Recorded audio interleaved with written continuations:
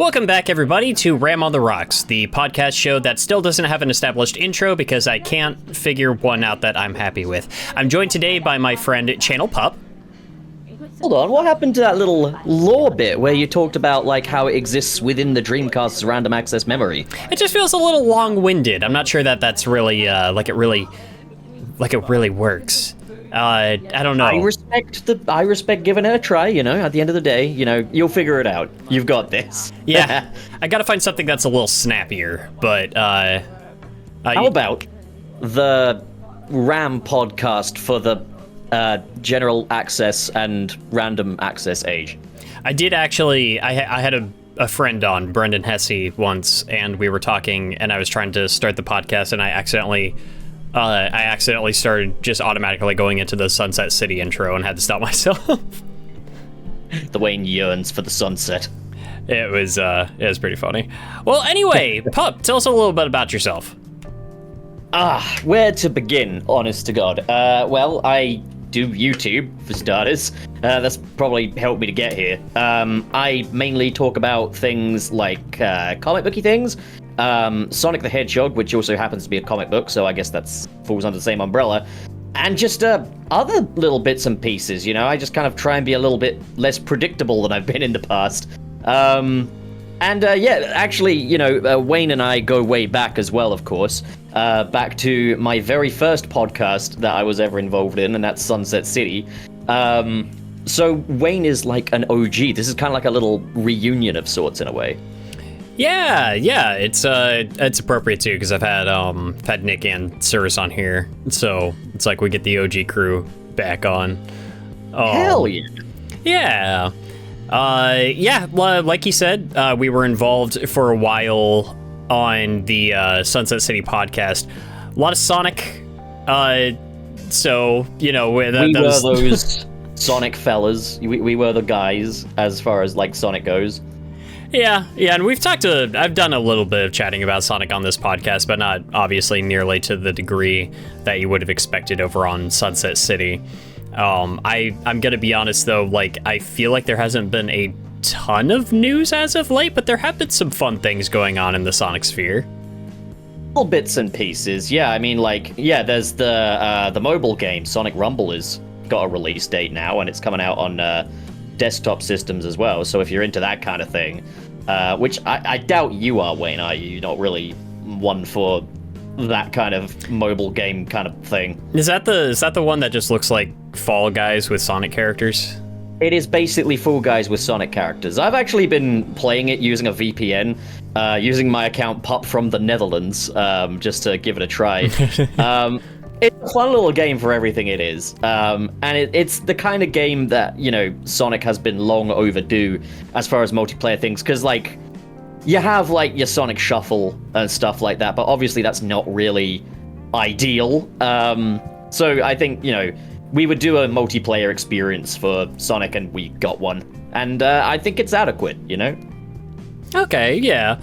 It is interesting to me, of course, that one, I guess, the nature of the game kind of rides or dies on how many people are playing it, so you kind of want to expand the reach of its player base, but it is a little bit funny to me that it's like, oh sure, we'll give a desktop version of that one, but not to Dream Team. Or is the mobile version of Rumble, is that exclusive to Apple products, or is that universal? That's universal, so it's okay. Available on Android. That's how I played it. And yeah, like the Dream Team thing is confounding. It makes sense when you hear like Apple put up the funding for it or something. I think that's the story they're going with. And I'll put it this way: if they're all going to be of that quality, Apple are more than welcome to put up more funding. Because Dream Team is a great little game for what it is. I've heard. I mean, I dare say, not even just for what it is. I'd say it's probably one of the better 3D Sonic games, which I say every week, but this time I mean it. Yeah, yeah, that's the nature of a Sonic fan.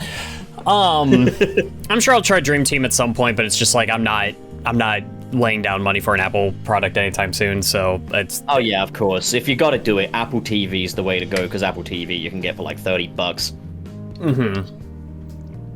Let me just pull out my iPod Nano from a storage unit and just see if that'll run. Dude, iPod. That was something I said the other day on Sunset City. I was like, well, this is a podcast. People listen to it on their iPods. And it's like, I wonder when the last iPod actually sold. Like, because that's gotta be over. Yeah, because it's just iPhones now. Like, the iPod was a separate product. Oh, but I've got an MP3 player, don't you know? It's revolutionary. I had an MP3 player back in the day that I had to, like... We had a jukebox. It was like a little CD player where you would put the CDs into it, and then you would plug in like a little MP3 player through a like USB, and then you could like essentially live record from the CD onto the MP3 player. That was what I had for a while. So Is just it still going, or did you have to old yellow the poor thing? I honestly don't think I could tell you where that ended up, because that was like early days of high school, and I've moved so many times since then, like since I left for college. So God knows what happened to that thing. It's probably in a dumpster somewhere, I'm gonna be honest. Pay your respects to it, though, of course. This is a memorial stream now, you know? Or stream? A podcast. Yeah. It's a normal podcast. You know, at some point I really should get the audio version of this up on some other platforms. I don't know how much money that really costs, though, and it's not like I'm making anything off of this. $11 a month, and I'm not gonna lie, I just have those Sunset City things up there purely because I know that there are people that do like to listen to it audio-wise, but haven't made a single penny out of that. I wouldn't even know how. Yeah. I think Podbean relies on people to actually put up bids, and I don't think there's many business people listening to Sunset City and going, that's the one, that's the show that we will give our investments to. And that's my thing, is I'm like, I put this out onto its own YouTube channel now, instead of trying to do it on the main, like, Wayne is Boss channel, partially because I just don't want it kneecapping my algorithm, which I feel like it would probably be prone to do. You've worked hard enough to justify, like, not kneecapping yourself. Yeah, so I have, like, a dedicated Ram on the Rocks YouTube channel, and it's Dedicated RAM, I like it. Yeah. And so What's the correct amount of dedicated wham? Dedicated wham. Dedicated wham, I just swore for. And it's listed as a podcast on YouTube, but I don't know about getting it out onto other platforms. It's doesn't get viewed a lot over on its own channel, so it's a little difficult to justify like trying to throw it up on, like, actively me paying money to get it out on other platforms where I also think it will be viewed possibly even less. No kidding, that makes sense. But it's not about it's not about how many people are listening. It's all about how rich they are. So, do you have a Patreon I can direct them to?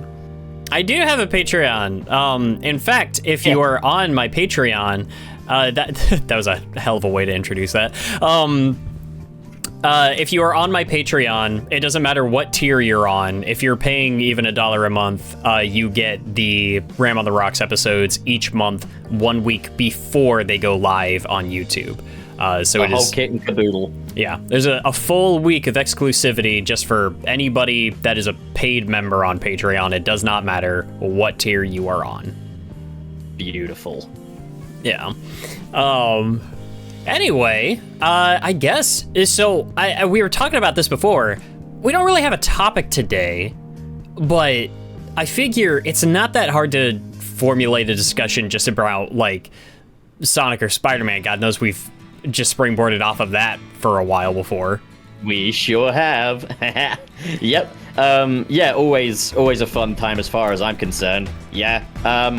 Honestly, I'm happy to talk about anything that pertains to that whole area of my brain. But yeah, completely up to you. We'll see how things go, you know, like. Well, here's a fun one. Especially if we're talking comic books and everything. Something I haven't really gotten a chance to talk with a ton of people about yet. Do you keep up with Invincible? Have you been watching that? So it is one of the most requested things on my channel, is that I talk about Invincible. And I'm now at a point in life where I'm like, I'm gonna listen to people, you know? So Not yet. Haven't seen Invincible yet, but I am in the process of contemplating watching the first episode of Invincible. Okay, cool. As in, like, my buddy Dylan and Dave and everyone wants to do like watch parties together of Invincible, so I've got a good little community that's going to draw me to it as well. Because the majority of things I watch these days are kind of social events now, effectively. Like with my housemates who I live with and stuff. Like that's how I got into Daredevil, is watching that with those guys. And Dragon Ball Z Kai, we've watched that together. Mighty Morphin Power Rangers, we just very recently finished. So it's been like, you know, I find if I sit down with people, I'm more inclined to check things out. Okay. Yeah, that's Invincible I've been enjoying quite a bit. I'm hoping not too much of it has been spoiled. The big events in that series turn into memes pretty quick, so I feel like there's a lot. But if it has been spoiled, I don't know what it is yet. Like I don't know like the full context. So obviously I've seen the whole Think Mark Think bit. For Christ's sake. Oh, sure, yeah. Big egg. Yeah. So I know about that. I think there's like Invincible and Atom Eve eventually get together or something, and that's a thing, but like it's not until a later season. So like there's little bits and pieces. Very bloody from what I understand. Oh, yeah. Fun. Violence is fun. It gets, yeah, pretty early on, it kind of shows its hand where it's very... if you watch episode 1, I think you'll appreciate where it's just kind of like, here's all of this stuff that's establishing, and a lot of it feels very standard fare, and then it's like, oh, by the way, these people can and will be, like, dismembered and go out in the goriest way we can imagine. Crazy teeth. They got the teeth. That's how it is. Yeah. Animation quality is something that comes up a lot in that show. That's something I'll be interested to hear your take on.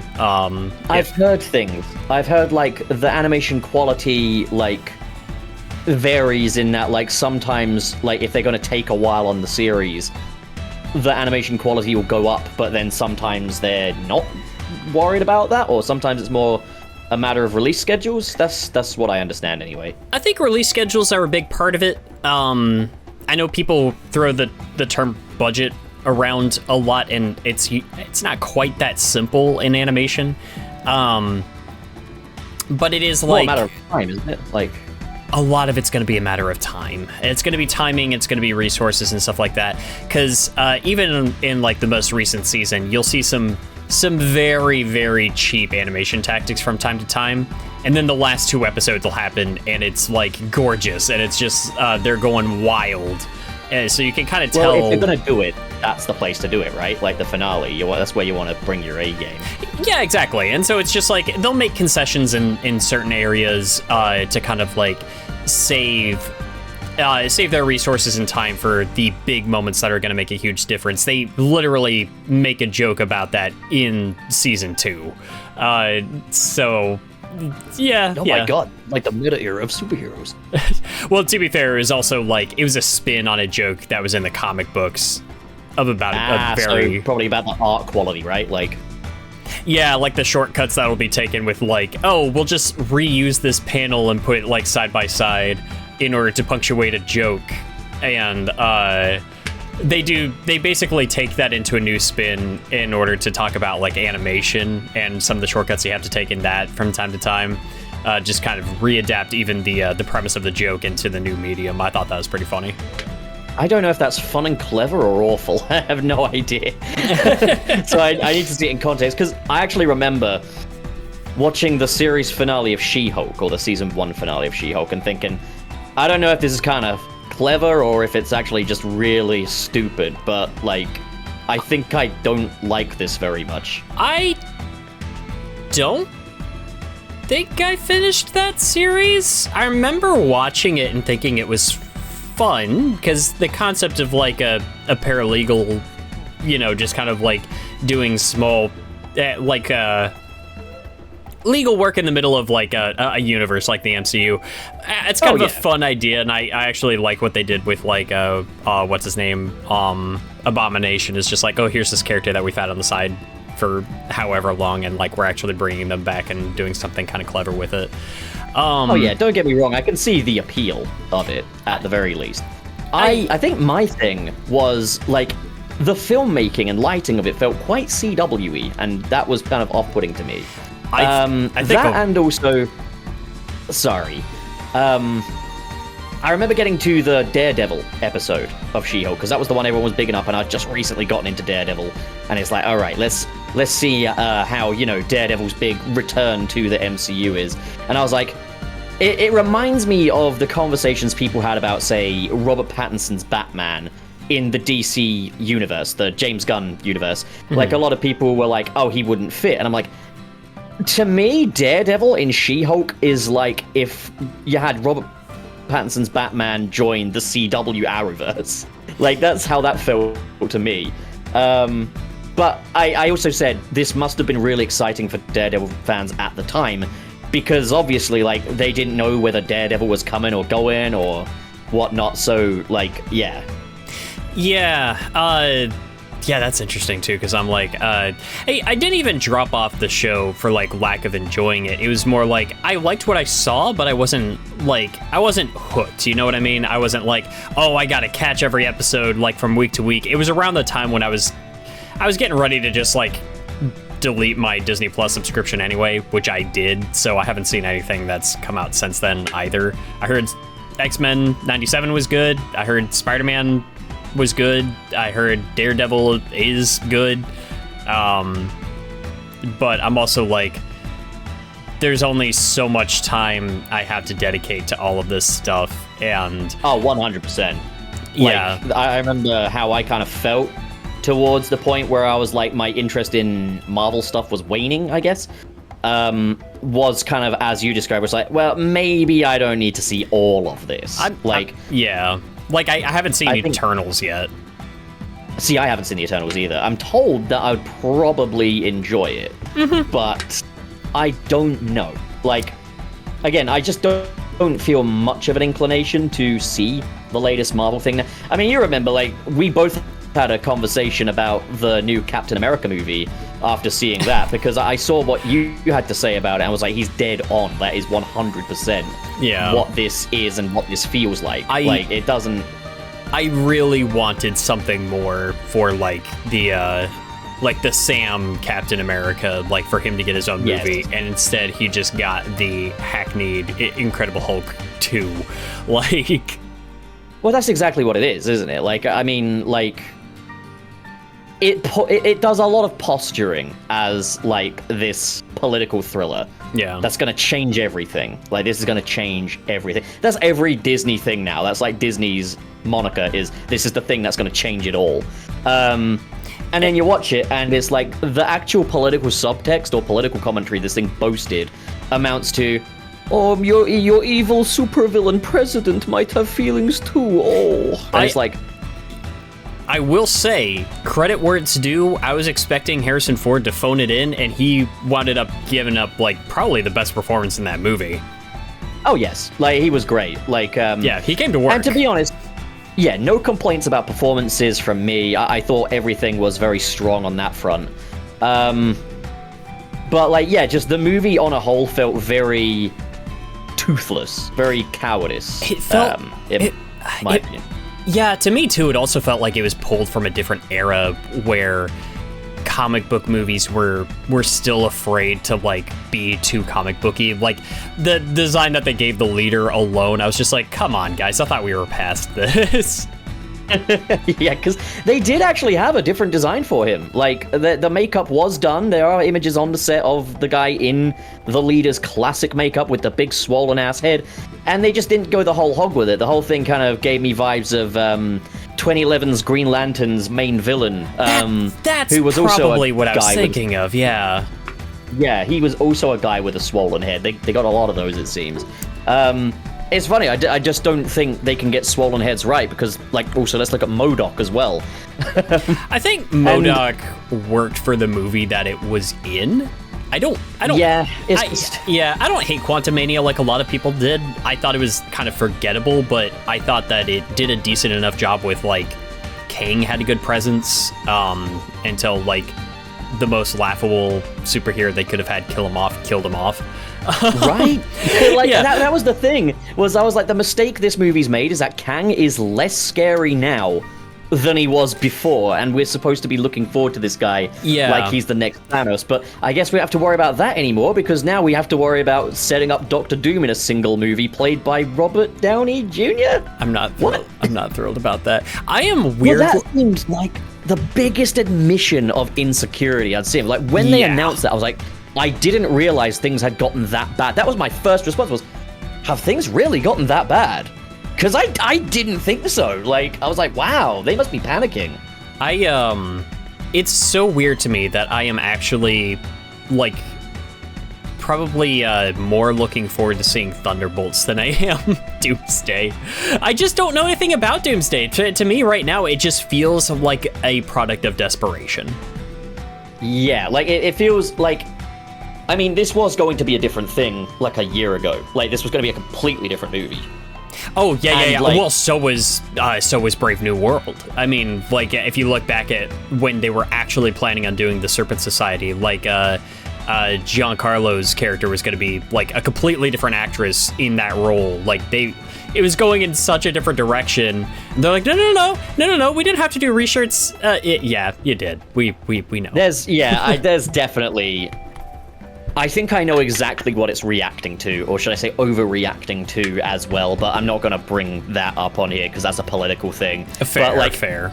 There's definitely, like, current events that this... Like, there's a time when Captain America Brave New World might have trod that ground, but after things that happened last year, no way, Jose. I will say, I remember being confused at one point because I was just like, well, why is Harrison Ford playing Thunderbolt Ross? Like, we had a really good actor. They were using him through, like, Agents of S.H.I.E.L.D. Like, he fit the role so well. He was in, like, Infinity War. Like, why are we not using him? I had not realized that William Hurt had passed away. I just didn't know that until, like, the movie was coming out. To be honest, I personally view this as what they should have done in the first place, though, because William Hurt was not a savory guy, if you ever read certain autobiographies. Oh, was he not? Man was... Oh, dude, I'll talk to you about it after the show. He was awful. Oh, fair enough. I guess I never really looked into him much as an individual. Where, like, this you might want to cut this out because it could be controversial. We'll talk about it after. Sure. But, like, yeah, when it comes to, like, Marvel actors, put it this way, Hollywood is full of the worst of the worst, which is what makes it a little surprising to me that Kang got ousted as quickly as he did. Literally, that's something we could talk about. Literally the show. Easiest character to recast. Because there's loads of him. There's so many of him. Like, that you could just say, oh, some of them look different, or like, they've retconned appearances in post credits before. Thanos, his first appearance in Avengers Assemble, had a completely different actor wearing purple makeup. It was called Avengers Assemble over there, wasn't it? Yeah, in the UK. Most people call it Avengers, but I'm just a big attention seeker, so, like, go figure. No. That's what it was called over there. Like, I'm not judging. Everyone calls it Avengers. I'm literally the only one. Oh, okay. Because I'm nostalgic. But I also just find it really funny because, like, in a lot of European territories, like, Amazing Spider-Man 2 was called Amazing Spider-Man 2: Rise of Electro, which I think is a really cool, dumb title. Did you ever play Enter Electro back on the PS1? I did, although on an emulator, and that is a fascinating one because, like, obviously I crave me some more Neversoft Spidey. I wouldn't lie, as much as I love Insomniac Spidey, there's always that part of me that still clings to Neversoft's Spidey, as, like, Spidey's a platformer, and I kind of saw things like Shattered Dimensions and stuff as, like, these are kind of the answers to Neversoft Spidey, and none of them quite hit the same. No amount of, like, Stan Lee monologues could live up to Neversoft's first Spider-Man. The second one, I don't think it even was by Neversoft now that I think about it, but it's clearly... It was that universe. Yeah, it was Vicarious Visions worked on that one. course, yes. Yeah, I think a certain amount of the team got absorbed into Treyarch, which went on to work on the first movie tie-in game. Yeah. But Enter Electro was done by Vicarious Visions. I mean, that's also effectively what Spider-Man, the movie, the game, is, really. It's like Spider-Man 3 of the sort of the Neversoft universe. I'm just going to refer to it as the Neversoft universe. What did you actually think of the Neversoft Spidey games? Oh God, dude! I finally recently got my hands on a copy of the Dreamcast port of the first Neversoft Spider-Man game. That one's got the webs on Spider-Man as well. It's got the better visuals, hasn't it? Yeah, it's a lot closer to the visual style of the Windows version, the PC port, which. Yeah, it was a lot closer to that. I will say, in some respects, a lot better visually. In other respects, it came off kind of odd. And, interesting, okay. So, the models are a huge improvement. And, the way that the characters look and everything, I love the way that Venom looks in the Dreamcast version. Oh, he looks terrific. Oh, yeah. One thing that caught me off guard, though, is in certain cutscenes. So in the PS1 version, everybody's just stuck with closed fists, but you just kind of buy it. In the Dreamcast version, and I believe in the Windows version, they just have flat hands. It's just we can render the individual fingers, and I'm thinking, yeah, but that actively looks stranger than if their hand was just stuck in a fist. Yeah, he's got a permanent spatula. These guys would be perfect on the barbecue. Yeah. You can imagine Plankton would genetically engineer these things to out-fry cook SpongeBob with their big spatula hands. It was funny though. I don't know if it was I've got an HDMI box that I use for my Dreamcast to throw up onto my HD TV. I want to do another playthrough of my CRT and see if it's still an issue, but I also felt like the audio mixing was off compared to the PS1 version. Doesn't it sound like everything's peaking? Because I grew up with this game on the Apple Mac. Because I remember it was a day in 2001 or something. My dad comes home from work and he's got this Spider-Man game for the PC, or the Mac, sorry.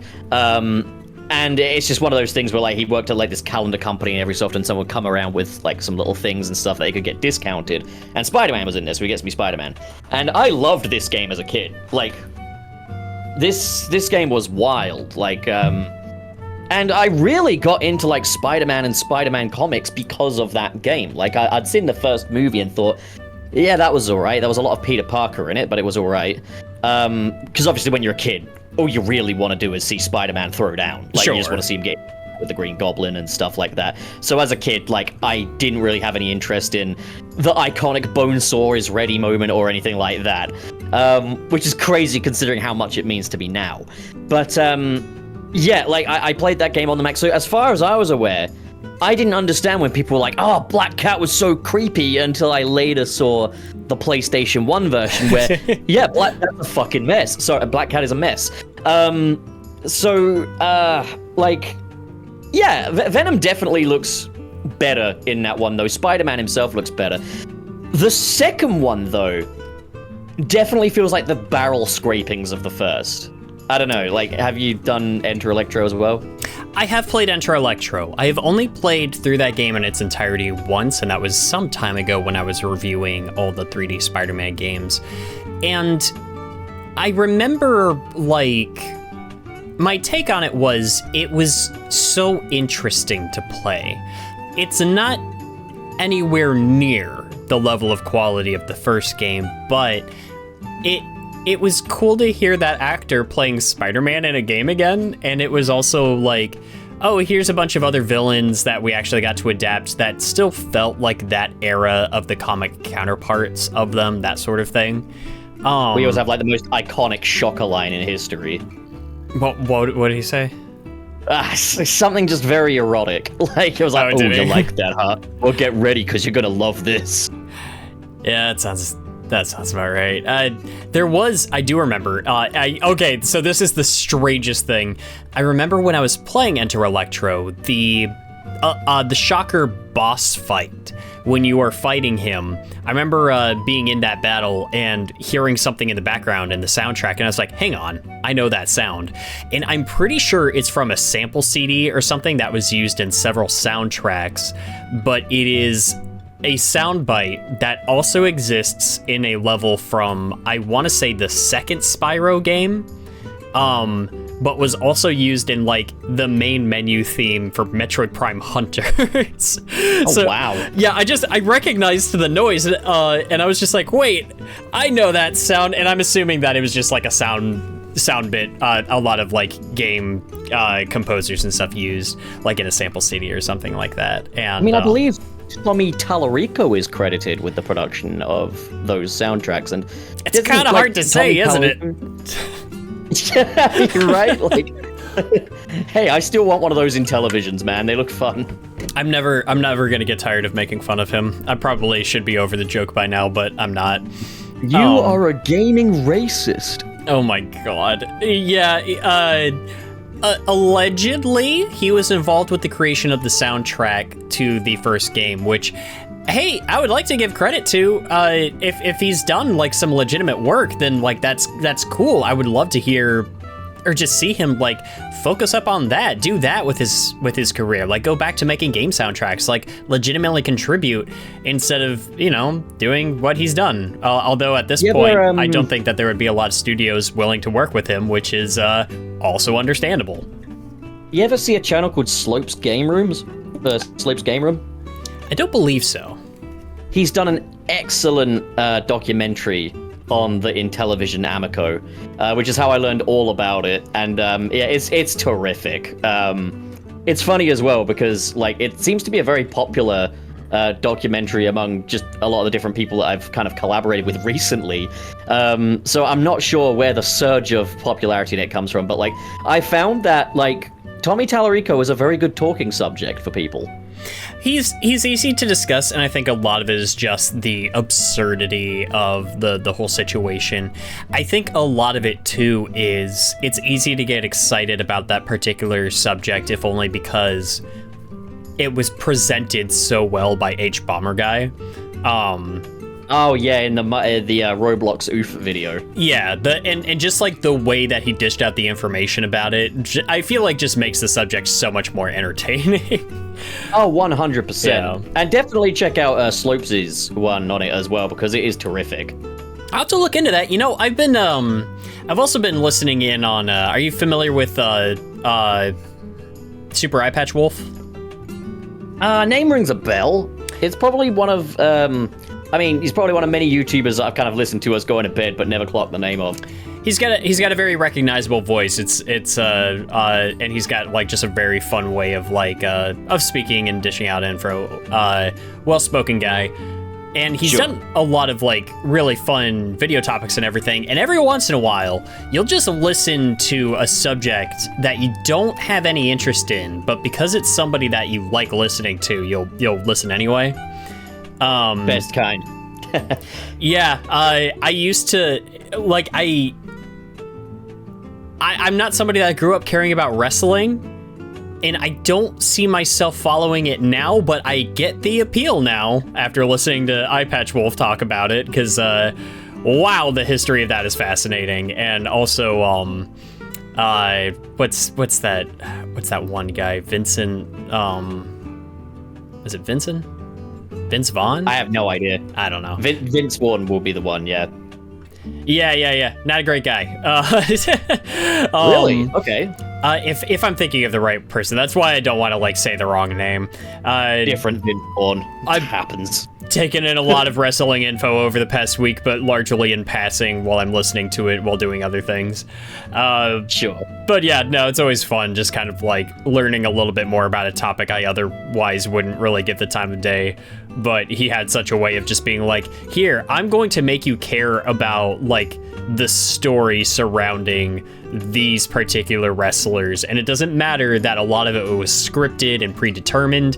The way that it's presented and the way that it follows just years of history, and sometimes you just have to watch these people's careers in real time to get the payoff to these events.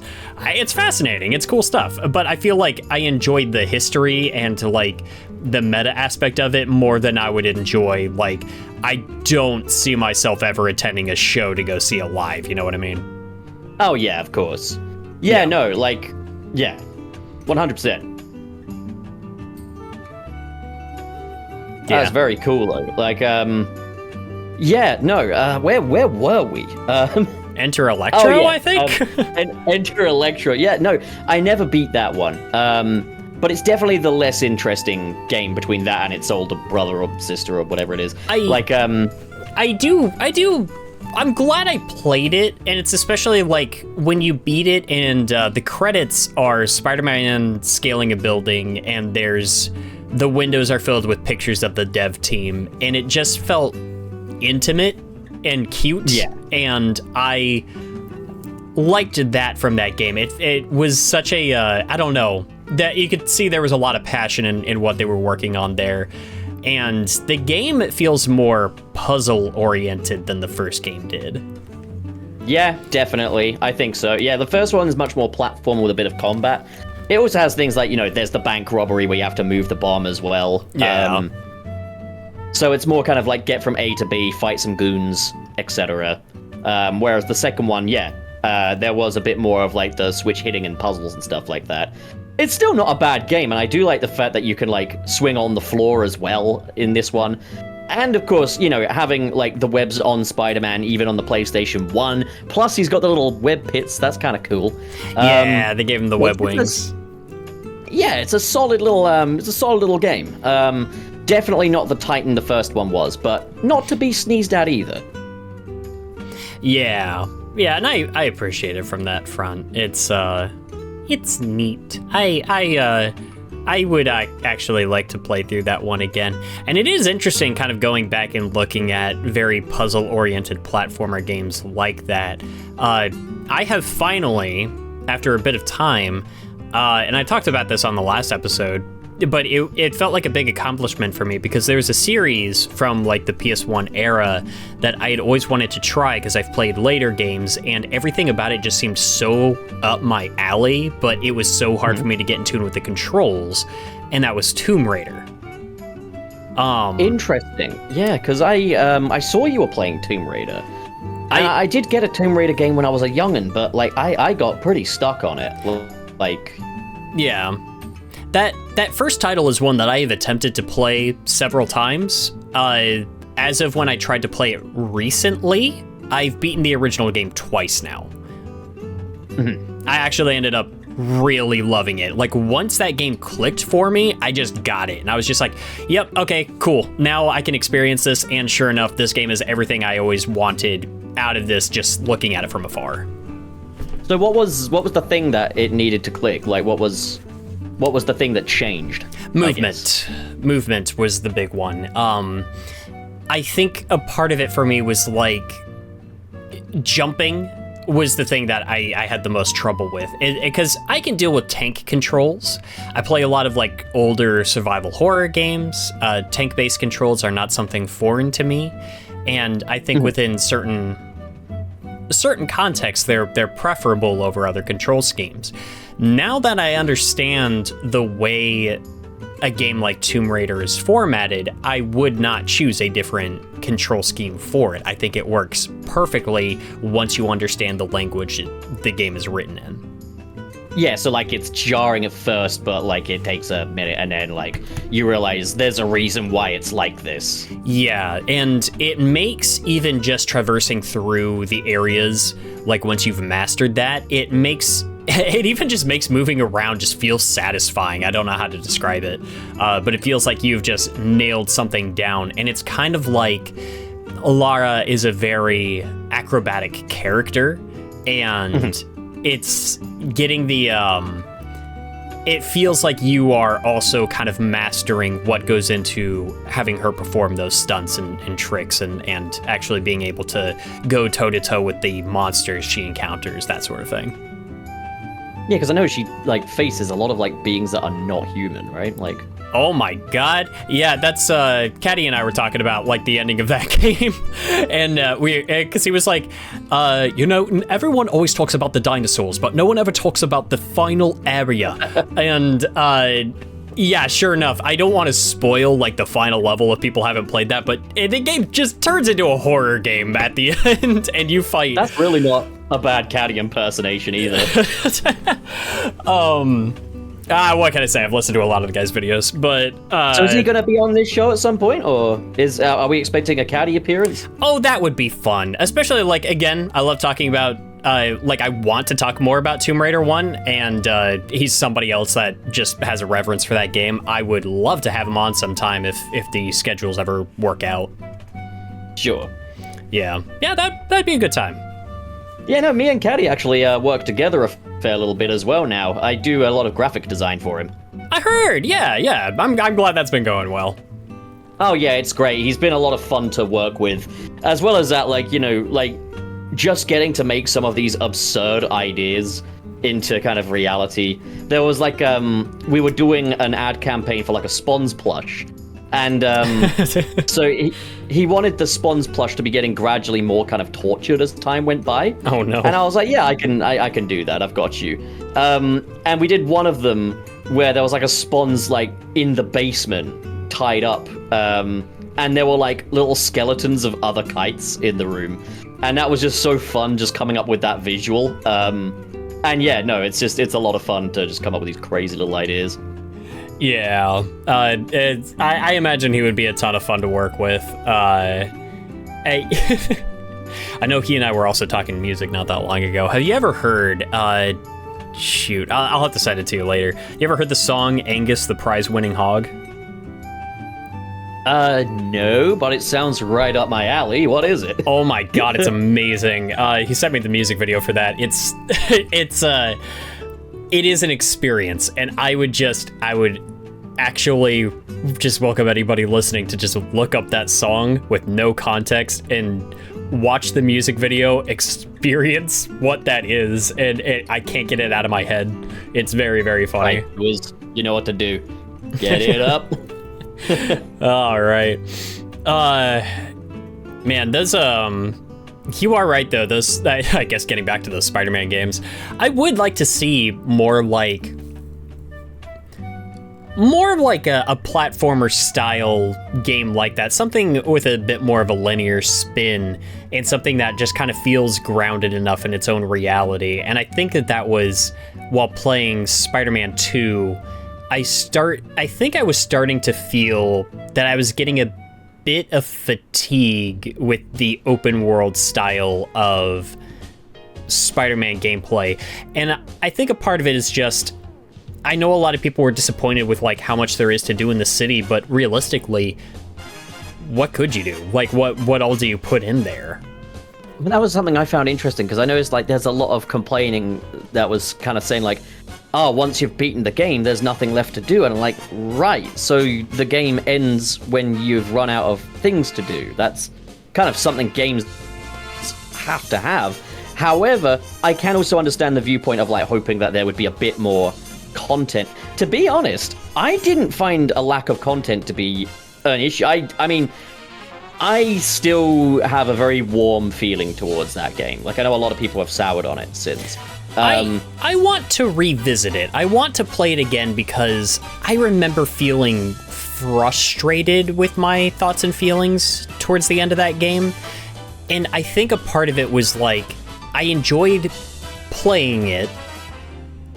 I think at the time I was just like, oh man, I gotta make a video about this. And then I decided I don't want to. I don't want to have to try to put my thoughts into words on this one, because my feelings are very complicated about that particular game, but that is because there's a lot of it I do like. Something I've heard a lot of folks say is that, like, gameplay-wise, 2 is quite a step up. Story-wise, not so much. And I think that's probably why it clicked quite as well as it did with me, is because ultimately, I'm here for the gameplay ultimately. Like, that's my main thing that I'm there for. And story is secondary when it comes to a Spider-Man video game. At the same time, obviously, yes, I would appreciate if we could get an amazingly written story. And I think I don't even think it's got a bad story as such. Maybe I'm alone in that. But, like, I don't know. Like, it's one of those things where I can safely say, yeah, I think I'm with everyone in that. I think I would have preferred if Eddie Brock had just been Venom in this game. At the same time, I don't know. Like, it's got stuff on its mind. It's a little bit toilet-brained in parts, but it's got stuff on its mind. I don't know. I'm conflicted on the story of Marvel's Spider-Man 2. But all I really cared about the most was, would they get the web swinging right this time? Like, would they... And it's not that they got it wrong in the previous games, but it was very goo goo gaga baby web swinging, in my opinion. Like, okay, just hold the button down, he'll swing automatically, there you go, and he'll let go automatically. And, oh, you want to do any tricks, loops, or... Nope, don't worry. What matters is you're looking cool. Very goo goo gaga baby brain. I'm someone that enjoys the artistry that can be achieved with web swinging. That's why Spider-Man 2, the movie, the game, back on the PlayStation 2, was for a very long time my favorite Spider-Man game. It didn't really matter to me that the missions were nothing much, like, because it ultimately was get some hero points, swing to a location, watch a cutscene, and so on, so it goes. That didn't matter, though, because I was spending ages finding new tricks to do while swinging, and it really makes you feel like Spider-Man. I know it's the old cliche, but, like, it feels like everything I'm doing has an agency to it. I'm doing this myself, you know? And so when Spider-Man 2 comes along, and they've kind of adjusted it a bit, they've added things like being able to make loops, being able to swing around in a circle horizontally, and the little slingshot. I was like, this is so much better already. Like, I was happy to be able to have a Spider-Man game that didn't feel like it was on autopilot this time. And so it was like anything else this game did, whether it would be better or worse, at the very least, it did the web swinging better for me. Yeah, the web swinging, I will say, was a step up. It's interesting, kind of thinking back, because one of the things that really started getting attention to my channel back in the day was my reviews of the Spider-Man titles. And I think most, if not all of them, if I were to revisit those games, I would do those videos very, very differently now. I mean, a part of it is I've just grown in my ability to create videos at this point, and I would try to get my thoughts a bit more well put together, but also the way that I approach games and how I critique them has also changed a lot. And the first, like, Insomniac Spider-Man game, I will say, I still don't like that it's just called Spider-Man and Spider-Man 2. I wish that they had, like, proper subtitles. What would be, like, your ideal, like, you've been given the keys now, keys to the kingdom, what will you title them? I'm not entirely sure. I think I would want to put some legitimate thought into it for both of those games. I even feel a little weird about calling, like, the Miles game just Spider-Man Miles Morales. And that one's at least differentiating itself, and I would say that out of the trilogy, that one is my favorite. But I don't know, just something else. Sadly, Web of Shadows is taken. By God, did Spider-Man 2 really act like it wanted to be the merging of the Spider-Man 3 movie game and Web of Shadows, and it just kind of gave up on the Web of Shadows part halfway through, towards the end there. I think that was one of the issues that I had with it, was, like, it felt like it was building up to something huge at the end, and it rushes through it so quickly.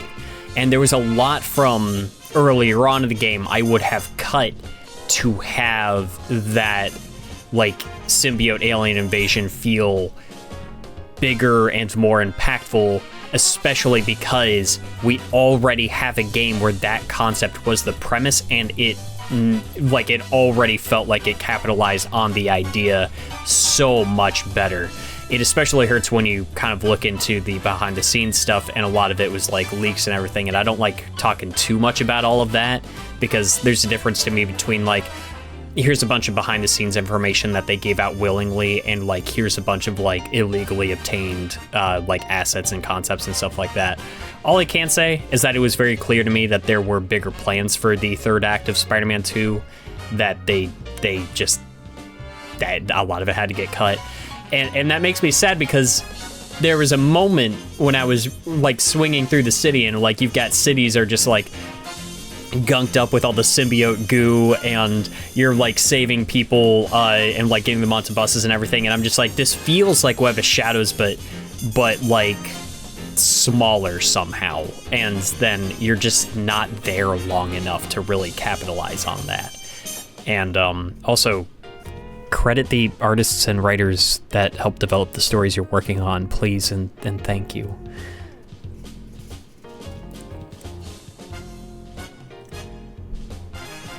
So that's, yeah.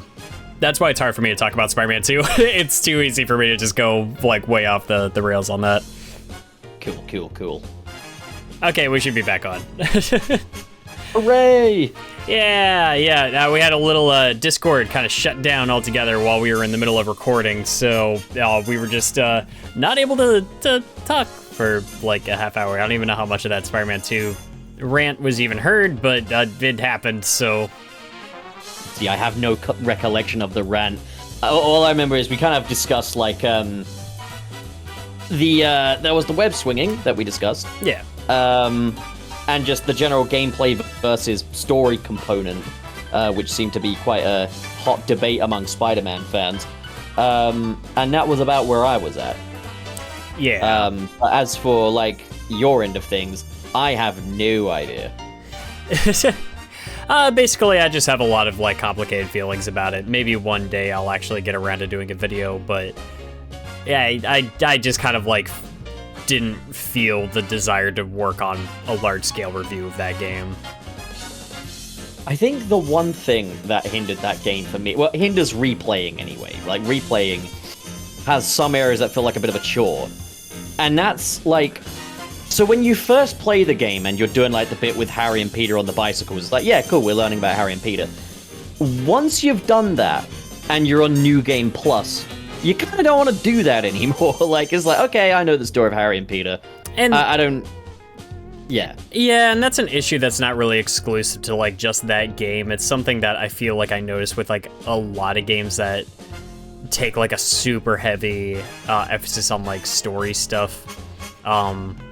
It's just like, if I try to go back to replay it, there'll always be like hey, this kind of context and everything is good for establishment the first time you're playing through, but like, in my second time playing through, this just feels like, oh boy, I'm forced to like slowly walk through listening to characters talk about like this sort of thing, and I just don't want to do that, and I'll usually just kind of like drop the game from there, because I'm like, yeah, it's why a lot of my issue with so much like an overemphasis on narrative and like trying to essentially mimic the qualities of film, it just kind of comes down to like you're taking away from the gameplay experience of it, and that's one of the drawbacks of that, I suppose.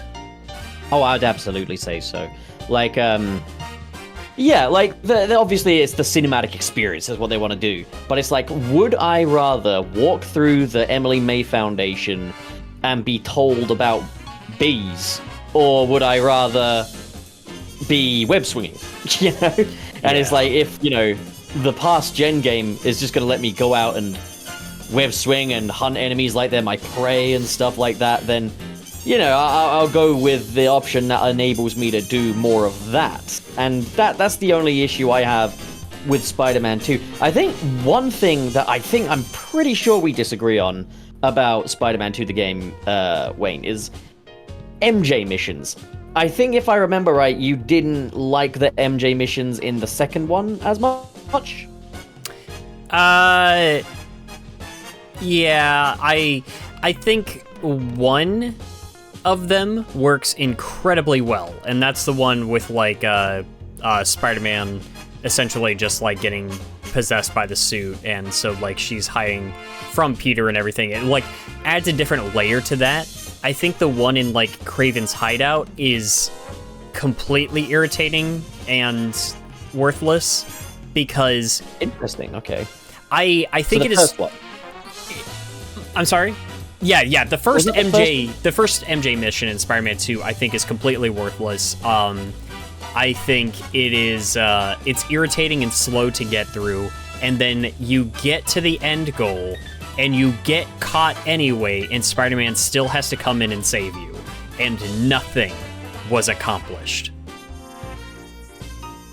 Interesting. I hadn't even thought of that.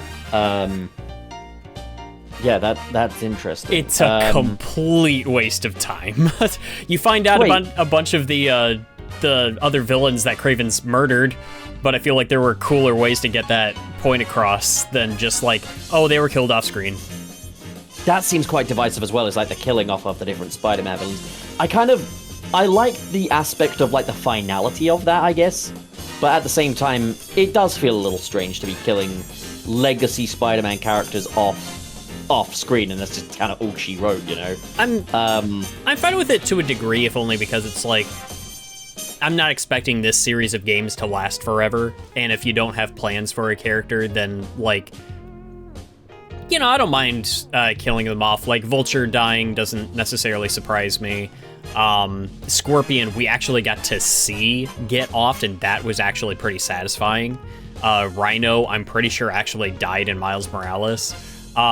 The only one I'm a little sad about is Shocker, because I was just like, they kind of established that Herman is not a terrible guy, like he's lost, but there's like a hope for redemption for the character in the first one. There's a redemptive path for Shocker. There always has been, really, like most interpretations of Shocker. And then I'm pretty sure they usually... Yeah, and then he's just dead off screen. Guy's been iced. Yeah, it's a bit of a roughy-toughy, I'd say. It's one that's definitely going to have lots of different reactions. And to no surprise, that was exactly the case. Like, I saw so many different opinions on that, and like, there's never been one where I've been like, I wholeheartedly agree with that one. Mm-hmm. So I think it's the nature of the beast as well, is killing a character off like that. We don't usually see Spider-Man characters get killed off, save for the movies, I guess. Like, because they kill people off all the time for some reason. Nobody really ever dies in comic books. Not really. Yeah, like, you think Mysterio's got cancer one minute, and then the next minute he's back. You know, like... Exactly. So it's like, yeah, there's... These guys fake their deaths all the time. With this, it is an opportunity to get definitive endings to these characters. Because, yeah, I think Insomniac are aware that this version of the character has a shelf life as well. You know, I think, as you said, if we don't have plans for that character, we can just ice them. We can just end them, put a stop to them wholesale. And, you know, I thought, again, it's got an air of finality to it, Spider-Man 2. Like, there's a sense that, like, these things aren't going to last forever. What I actually liked more than the killing of bad guys was when they had, like, bad guys that got redemptions, like Tombstone got a redemption in Spider-Man 2, the game, and I thought that was honestly quite nice. Yeah. Mysterio, of all people, gets a redemption, and it's like, he's one of the most famously irredeemable Spider-Man villains, but it's a different take, so let's go for it, you know? And let's do the things that we... Yeah, sorry, go on. I was gonna say, like, because Miles had a lot of the characters that got redeemed, too, right? Like, a lot of the missions where villains were redeemed seemed to center around his part of the campaign. That, and Mysterio for definite, and of course I'm going to remember the Mysterio stuff, because go figure. I don't remember the Tombstone stuff at all, I'm gonna be honest. The Tombstone stuff was quite quick, but it was after, like, the mission with the incinerator and Harry's got the Agent Venom suit on. Right, okay. And yeah, Tombstone helps you out in that. And Tombstone, I gotta say, is a character that I am a lot more interested in now than I was when I played that. Partly because of... I know you mentioned it earlier, but I don't know if you've seen it. The new Disney Plus Spider-Man TV series. I've not seen it, although I have heard that he's like a... Lonnie is like a primary character in the show, and he's portrayed incredibly well, and the build-up to him becoming Tombstone is very well done. He's one of the highlights of the show. In fact, I'll go ahead and say, I think it's an incredible show. I think it is easily the best piece of MCU Spider-Man media. I've heard really good things about it, yeah. Yeah, like, it taps much more into the personal aspect of Spider-Man, like the interpersonal human interest drama of Spider-Man, where the movies are much more like popcorn flicks, popcorn fun and stuff like that, and they try to do everything in their power to ever avoid being anything but fun. Friendly Neighborhood Spider-Man is happier to go into that darker territory. Like, being Spider-Man is hard. Being Spider-Man kind of sucks. Yeah. And we, explore more of the side characters without them being punchlines like they are in the MCU. Like, in MCU Spider-Man, like, if the character's not Spider-Man, they're probably some form of comic relief. In this, like, you've got Lonnie Lincoln, Tombstone, whose story is taken very seriously, and you've got an incredible version of Norman Osborn as well, played by Coleman Domingo, who does a fantastic job. I think he said at one point that he would be very game to play an MCU Norman Osborn, and I'm all here for it. It's just navigating around No Way Home is always going to be very difficult now, because, like, how do you show Spider-Man meet this character for the first time? Well, not with that one, but I think they found an answer in this show. And it's kind of like an alternate history deal, So it's like, this Spider-Man has not been through the things that Tom Holland has been through. He's just coded to that version of the character. Yeah, and I think, I could be wrong on this, but my understanding is that it was originally pitched as something that was supposed to be a straight, like, depiction of, oh, this is how he got his powers, like, this specific MCU version of Spider-Man got his powers and everything. And then it kind of morphed over time to, we'll tell our own story, and it'll kind of take notes from the timeline of the MCU. We'll reference the events of Civil War. We'll reference, Doctor Strange will be here. Iron Man will be here, in passing at least. But they'll be more centered on more comic book accurate, like costumes and things like that. And there is my understanding is that there's a shift in the way that Doctor Strange, like, kind of fits into the story that sort of very shifts. interesting. Yeah, and it kind of shifts, like, how things go. I mean, obviously there was other things wrong with that, especially if Norman Osborn and, like, Oscorp really exist to any large degree, because in the MCU they just don't. That's literally, like, something called out by Norman Osborn in, like, the I don't know why they did that as well. Like, that is writing yourself into a corner. Really is, and it's just like, maybe you could kind of take it in an interesting direction where, like, hey, maybe in the next film, Peter is like, the way that he kind of fits into this world. If you want to start going into, like, a Parker Industries kind of direction, depict him and Harry, like, essentially doing a startup where they create Oscorp, like, and then you establish it that way. Like, you kind of have to go in a new direction. It's not going to be comic book accurate. There's a lot of that where they speed ran getting him into the MCU and fitting him into the already going narrative so quickly as soon as they were able to, that it does kind of kneecap, like, how much of the original Spider-Man story they can actually tell. 100%, yes. And I think part of what they've done this whole project for is purely so they can tell those stories. And what's very interesting is that what we are seeing with Friendly Neighborhood Spider-Man is an MCU Spider-Man with no Sony, effectively. Like, we're able to see what their own plan without a Sony would be.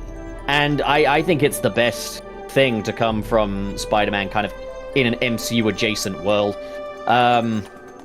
And, like, there's naturally things where, like, when I saw the trailer, I wasn't actually very impressed with it, because I was like, oh boy, quirky Parker's back. We're going to be doing, once again, the quirky, sweet baby Parker that we've kind of become very accustomed to now, I think. Like, 90% of the time they do Peter Parker, he is this quirky, sweet bean who can do no wrong. And when I saw that, I was like, oh boy. But upon actually seeing the show and seeing what it was going for, I must admit, it's like, okay, in this scenario, it works. Does it mean I'm gonna ever stop hoping for a more serious Peter Parker again someday? No, but at the same time, this is a very different thing. And I think, like, the way I described it was, the opening credits of the show have, like, a rap remix of the original 60s Spider-Man theme music. And I think it really sums up what this show is a remix of Spider-Man mythology. Like, it's not meant to be viewed as, this is your comic accurate Spider-Man. Even though there's a lot of stuff in there that pays tribute to Spidey's history, this is not, like, leave comic book accurate expectations at the door, I'd say, especially with, like, Spider-Man's origin. When I first saw the first episode, I was like, ooh, is that the direction they want to take it in? But they're going somewhere with it, so, like, yeah, it's a very interesting watch. And I like, because I've seen clips and everything, and I want to stay somewhat vague, just so I'm not, like, giving too much away for anybody that still wants to see it. Yeah. I like his little conversation with Doctor Strange. I know some people actually took issue with how he put it, but, like, I like the way that he said it. He was just like, you know, some things are just gonna happen, and if they're supposed to happen, they will, and we just have to make the most of, like, the world that we get. And that's also kind of how I read, like, I need to catch up on them, but I've been picking up the issues of the newer Ultimate Spider-Man comic run. It's just kind of like, yeah, the world was taken in a different direction, but there are certain constants that, like, have to take place, and you know, we can choose to rise to that challenge, or not. So that's a terrific comic as well. The new Ultimate Spider-Man. Yeah, I think I'm up to date in terms of, like, just picking up the issues, but I need to make the time to just sit down and read them, because they've been great so far, and I'm glad that they're, like, one of the things that I was getting worried about early on was just like, oh, they're sure not giving Richard a lot to do, the kid, and I'm like, they're probably gonna, like, kill him off or something at some point because he just doesn't feel like an entity. And then not that long after I was thinking that, they gave him such an interesting thing to do. Like, I was fascinated as soon as I saw it. I was just like, oh, that's cute. That's awesome. Like, I'm glad we're doing this. I still need to catch up with all of it, but, like, I think he gets, like, his own Spider-Man suit, doesn't he? Like, he becomes another little Spider Kid in this world. Am I mistaken with that? There's some context, but yeah, they do some fun stuff with it. Yeah, I recommend picking it back up, because I'm enjoying it. It's good. It's I think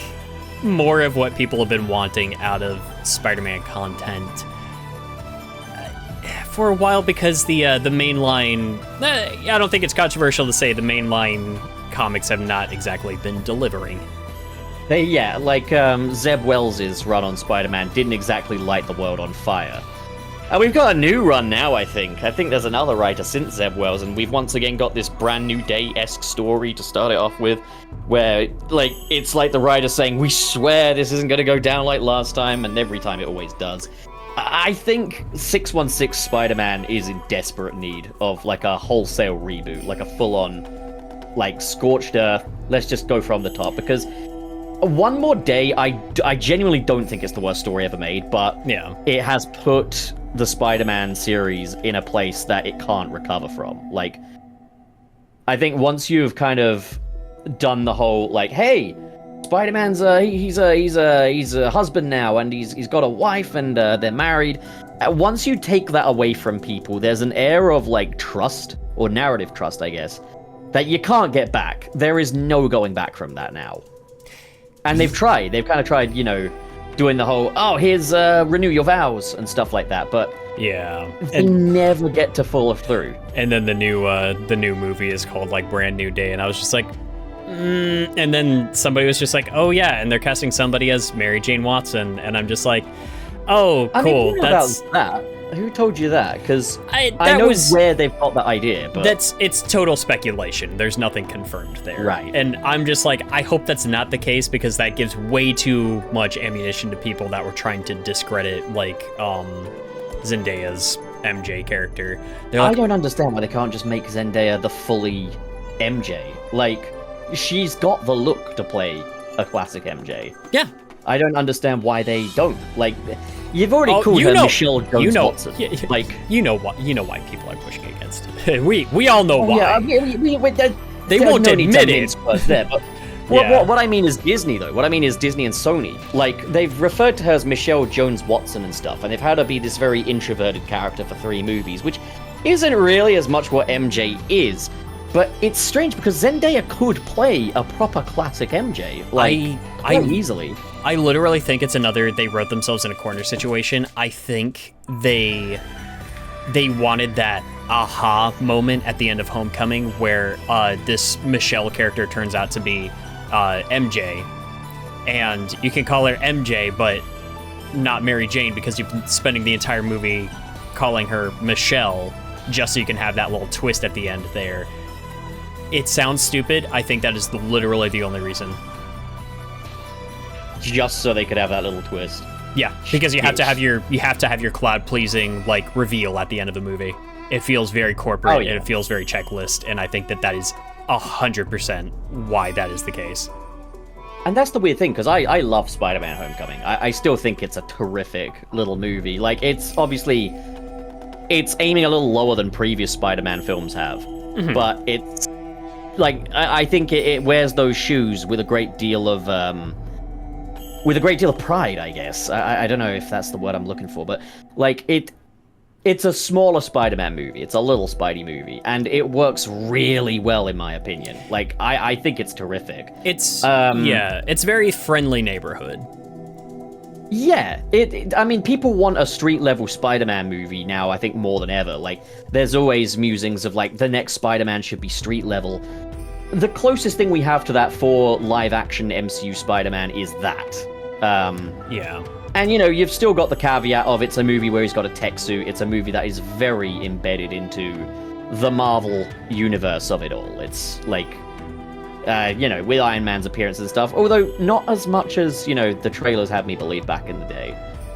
But, like, yeah, no, I think Homecoming's a terrific movie. It made a very bizarre decision when it came to MJ. And I think, especially with its side characters as well, because, like, doing Ned Leeds purely as a comedic character is, again, also quite difficult too. Well, that's the formula.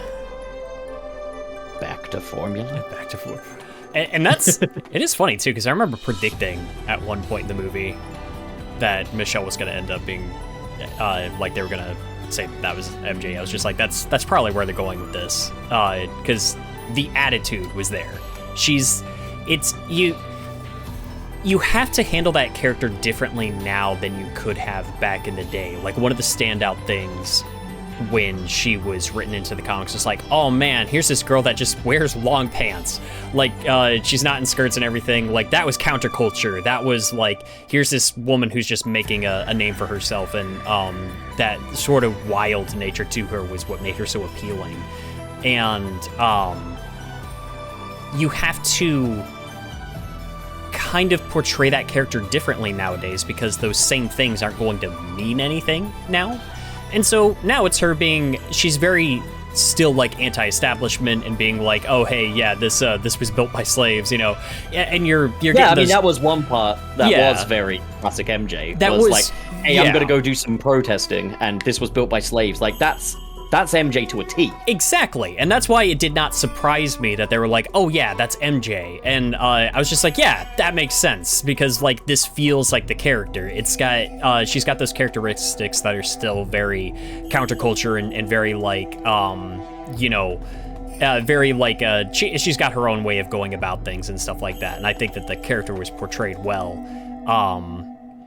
And then, but then, of course, you know, you've got a bunch of people that are just like, oh, well, it's not, you know, it's not Aunt Mary Jane. I'm just like, maybe she'll dye her hair red. I'm just like, give her a modeling gig. I don't know. I'm also, that thing is where, like, I remember in Insomniac's, like, Spider-Man and everything, they essentially just made her Lois Lane. Because it's just like, oh, well, we can't have a supermodel character because that's demeaning work and that's like objectifying. And I'm like, it's not. It's a job. And like, why? Not with that attitude. yeah. I'm just like, it's a job, and it's not one that needs to be looked down on. And we don't need to be giving ammunition to people who would look down on that line of work or anything. And so that's why I think that's why the direction that they took Insomniac MJ kind of irks me a little bit, because I'm just like, it doesn't feel like Mary Jane to me. It feels like Lois Lane. And it feels like they couldn't find an interesting way to fit her into the story and into the narrative without giving her a gun and having her beat up bad guys and sneak around and stuff. And I think that's where the disappointment comes into it for me, because I'm like, this feels very stapled on. This feels very, hey, we had a template for how like a stealth mission would work in the first game, and we need to find a way to incorporate Mary Jane into those here. And I'm like, if you want to go the reporter route, you can do that too, but like, take the Mary Jane Watson characteristics, take those to the extreme, and have her use those to her advantage in this landscape. And like, have her make a huge difference. Have her be the one that's helping rally up the New Yorkers, like, towards the end of the game and everything. Like, have her have an impact that isn't her just sneaking around and poking people with the taser. You know what I mean? Now that you mention it, yeah, because that was something, like, obviously, I preferred the Mary Jane missions in Marvel Spider-Man 2 to the ones in Marvel Spider-Man 1. They were always a bit of a contentious point to me, the MJ missions, because ultimately, I want to go back to the web swinging. I want to do that bit. Yeah. But I preferred the MJ sections from a gameplay standpoint in Spider-Man 2, partly because they did give her a means of defending herself. Yeah. But from a narrative standpoint, I can also see why that's incredibly lame. Like, as in, like, oh, yeah, in the previous game, she was vulnerable and she used kind of the little power that she did have to do this, to you know, rally the troops, to make things better on, like, a ground level. You know, she was kind of your street-level hero. And then in 2, it's like, okay, so she trained with the Sable, and now she's, like, she can fall from heights without getting injured, and she's also got a taser. And it's like, yeah, we've clearly taken away from some elements here. Like, there's definitely elements here that were stronger before they clearly tried to please me, who's more of a stickler for gameplay, I guess. Yeah. And that's where it also gets tricky for me, too, because I'm like, yeah, the one, like, stealth mission that I think works the best from a narrative standpoint is the one where she's, like, hiding from Peter. But then again, that can't be the only one, because you don't want the only playable moment of Mary Jane to just be her hiding away from something. You know what I mean? Where it just kind of feels like a powerlessness sort of thing. Given how far they've gone to try and make Mary Jane more of a competent character. Right. And that's like, why... Yeah, to have her defining moment be, hey, look at this woman hide. You know, it's like, so okay, all right. It's probably why, like, oh yeah, I completely understand the standpoint of, like, yeah, make her go hog wild at the end, where she's just, like, blasting symbiotes and everything. It does kind of make you question, like, why don't Miles and Peter, like, incorporate this taser that one-shots these symbiotes into, like, their web shooters or something, instead of, like, it taking 5 minutes to beat one up, but with your fists. I found it. You know what I mean? But it's also, like, I also completely get wanting to give Mary Jane, like a heroic moment that is her, like, standing her own ground, like, at the end there with the other Spider-Man, and just being able to like actually participate in the team, especially because up to that point all she was doing was just sneaking. And that's at the end of the day, I don't envy the position, because I do want Mary Jane to be a big part of these stories, and it is difficult to try to find a way to do that. And if you're only doing it from a narrative perspective, it is easy to find her feeling sidelined if she's not being portrayed in gameplay, but I feel like there was a better way to go about it. It's, yeah, when you're going in any power fantasy video game, it's always going to be hard to get a player on board with, hey, now you got to play as this powerless person. Yeah. And I think they did about as well as you could possibly do in Marvel Spider-Man 2 from a gameplay standpoint. It's just, now that you've mentioned, like, yeah, like, where they took her character because of that, I'm completely with you. Like, I completely feel that. That makes, like, perfect sense. It's genuinely watertight. Yeah, and that's, again, that is the important thing to say, is that, like, it's easy for us to get behind a microphone and talk about all of these and just kind of, like, give off the impression that we know better than the seasoned professionals that are working behind this stuff. The And that's not the case at all. Like I said, I don't envy the position because put me behind the wheel and I'm probably not going to even do like a quarter of as good a job as they were able to make this thing work. Like they are in their position for a reason. It annoys me all the time when I just see people are just like, oh, gaming's gone downhill since, this generation took over creating. And I'm just like, the way games are created and the demands that people have for them have altered. And the mass appeal, the size of the market that they are catering to has ballooned so much. I don't even think games are worse now than they used to be. I think that they're just easier to pick apart. And a lot of that comes from, let's be honest, pompous YouTubers that get on and like act like they know everything about this stuff. You know what I mean? Sure. Yeah. No, definitely. It's important. It's just important to remain grounded and just kind of remind us, just like we're not the answer to this. We can't fix anything that we have an issue with. At the end of the day, Spider-Man 2, even if I do have qualms with it, that is a quality-ass product, way better than we have gotten from other Spider-Man games, and way better than I could ever put together myself. Like, we could still be one of my absolute favorite gaming experiences I've ever had. I just remember just being impossible to disturb during that period. I was just bunkered down in my room, playing away, and I was having a whale of a time. Did you catch in the section where you play as Venom? Because there's not a lot of music going on and everything. If you pause or like go into photo mode at any point in that game, you can hear the symbiote breathing through the speaker on your controller. Yes, I did notice that. It's so cool. Also, the whole Coney Island bit as well. They were showing off. Oh yeah. Like those Insomniac guys were proud of themselves when they were showing that one off. Yeah, and that's why it's like, I want to go back and play it again, because I'm like, a lot of that is very reactionary. A lot of that is recency bias, and that can go in both ways. And a lot of things that feel disappointing when you have expectations that are through the roof when you're playing something. When you're playing it again a couple years later, those things aren't disappointing, they just are. Like, that's just the game. That's and you can kind of enjoy it on its own terms outside of the hype cycle. So that's why I enjoy looking at stuff from a point of retrospective rather than trying to tackle everything as it's coming out. You know what I mean?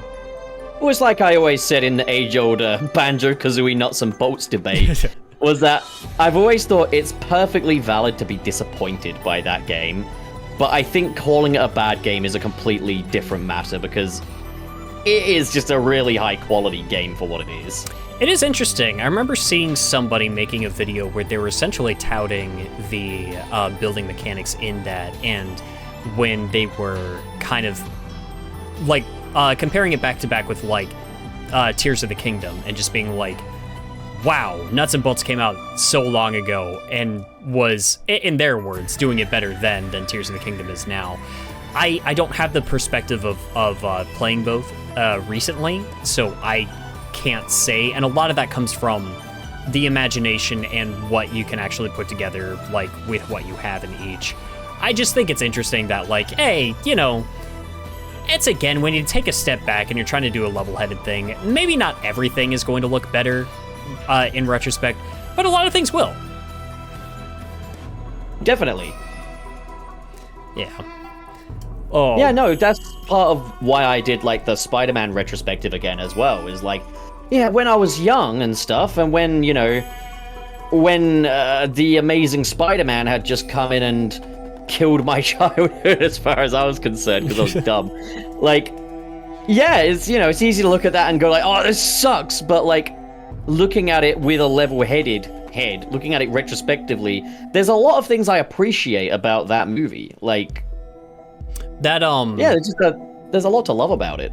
That first Amazing Spider-Man game, I still kind of want to go back and play again, because I remember that being not only really cool, I think that first game might have been the best part of that, like, Amazing Spider-Man franchise. You reckon? Because I would probably say the first Amazing Spider-Man movie would be my favorite part of that franchise. I would have to go back and compare them back to back again. I just remember being like, that first game just kind of felt like it just knew what it was doing, and it was like, we're taking the cross-species angle to its... genetics.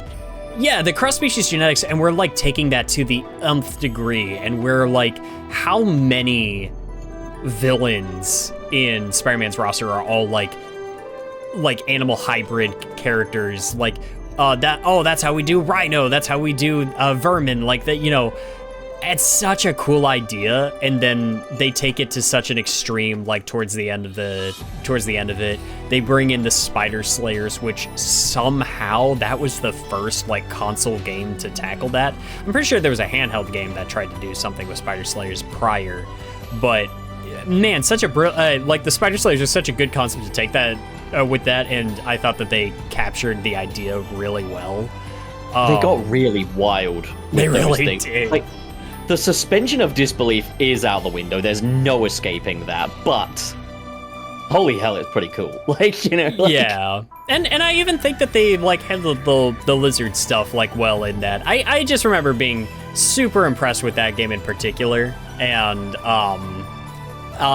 it's like I actually like the first Amazing Spider-Man film. I'm not in love with it. It's still far and away my least favorite suit in any of the live action movies. I think it's an eyesore. You know what it is? That suit, it's a little over detailed in my opinion, and it also just like, it looks like it would be disgusting to touch. It just looks like gross. I don't know how to put it. It looks wet, right? Like it does. It looks kind of wet, but it's so bumpy, and it's just like, yeah, to me, so I was able to actually get like a little bit of a grail for myself recently. Oh yeah. Because I collect Spider-Man action figures. Like I've got like all the different Spideys on my desk right now, going for like Tobey Maguire, Andrew Garfield, Tom Holland, and then there's a little Steve Ditko one here. And for the longest time, I've wanted like a 6-inch scale action figure of Amazing Spider-Man 1. But at the time those came out, those were Walmart exclusive, and I live in England, so no Walmart for me. So they just didn't release this thing over here. And I've been looking on eBay for a good bit of time just to get one of those. And eventually, like, this bootleg company called, like, CT Toys or something, they'd been kind of, like, getting a name for themselves in, like, bootlegging, like, the Mafex and SH Figure Arts kind of import figure stuff. And they made a bootleg of the original Amazing Spider-Man 1 import figure from back in 2012. It's like, that's a deep dive. That thing is worth like $500 these days. Yeah. And they've just made it available for everyone. It's like, at that point, it's like, is this bootlegging or is this just being cool? Like, hey, that's neat. You gotta love it. I don't know how I got to that. I just think it's kind of cool. Like, yeah.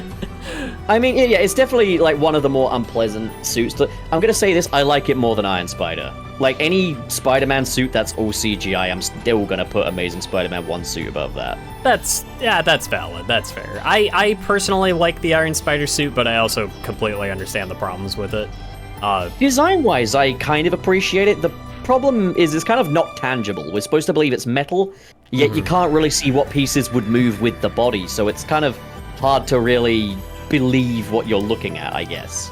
It's interesting. Like, my favorite Avengers movie is Infinity War, but that's valid. Yeah, like everyone. Yeah, right. Yeah. Like that's the best one. I think it's the best one. I think it's paced so incredibly well. I think it just like it captures a sense of like dread and just like Armageddon in a way that I just haven't seen before. I just really like that movie, but there is such a frantic feeling about how it was put together when you have so many high billing actors in one place and you have so many effects to take in. It was just like, it really does feel like they just kind of gave up on trying to go through the production process of actually creating the suits, which is, it's just a shame because the nanotech stuff sucks. It doesn't look good. If you look back on some scenes, because somebody was sharing like Oh yeah, the scene of like Tony and trying to like plan with the Guardians of the Galaxy on Titan, and someone pointed out, it was just like, God, these effects don't hold up. And I was watching it, I was like, oh man, they're right.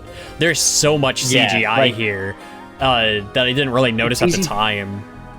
It's easy to forget as well because like there's how good Thanos looks. Like Thanos is still a visual marvel to this day. Like he still looks fantastic.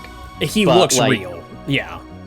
Yeah, but then you have like Iron Man, and it's like even like the floating head compositing on there isn't very good. But it's just like the whole nanotech thing as well. I think it really detracts from kind of the joys of the superhero suit up as well. Like scenes where a character might be looking at their mask, they're looking at their destiny, or they're, they can interact with the costume while not wearing it. But then when it's all just nanotech and it just pops in effectively, like, I mean, like Captain America, like in Captain America 4, he's got that helmet that he wears during like dogfights and stuff. Yeah. And it would be so cool just to see him like lift that on and off. But no, it just pops in. Like, remember the Joel Schumacher Batman movies? It's like, I get it. Those movies are not for everyone. I happen to like them, but I know that most people don't. But those sequences at the start of the film where you see Batman and Robin suiting up, grabbing their gadgets and stuff, it was always hype as hell. Like, there's such an old school excitement to those scenes. And I don't care that they got nipples. I don't care that they got butts. Like, if anything, that makes it even better. But, like, it's just such an exciting moment. There's such a joy in the fundamental superhero suit-up sequence that we're missing these days in these MCU projects because we've been able to rationalize this nanotech thing. Yeah. And we no longer need to make a big deal of it. And that's like... Go ahead. I was going to say, that's a big problem with a lot of more recent MCU projects, like, say, Ant-Man, Quantumania. The Batman gets it, because the Batman, I've seen a million Batman movies, but then they spend a few minutes on just revving the Batmobile, and I'm giddy like a school kid. Yeah, that's like, if you think back to the first Iron Man film, like, one of the most satisfying things to watch is just, like, all of those components and everything just putting the suit on him. And even when they found creative new ways to kind of portray that in the first Avengers film, when he's like landing at his penthouse and he's like walking and the machine is taking it all off of him piece by piece, it makes it all feel so much more real. The frantic element of him like getting thrown out the window and the suit has to like catch on to him and build on top of him like that, so much more satisfying than it'll ever be just watching it materialize over your clothes. Remember the bit in Iron Man 2 where he's at the Monaco racetrack? Oh my god! Comes out of like a briefcase. It's so cool. It's so cool. It's so cool.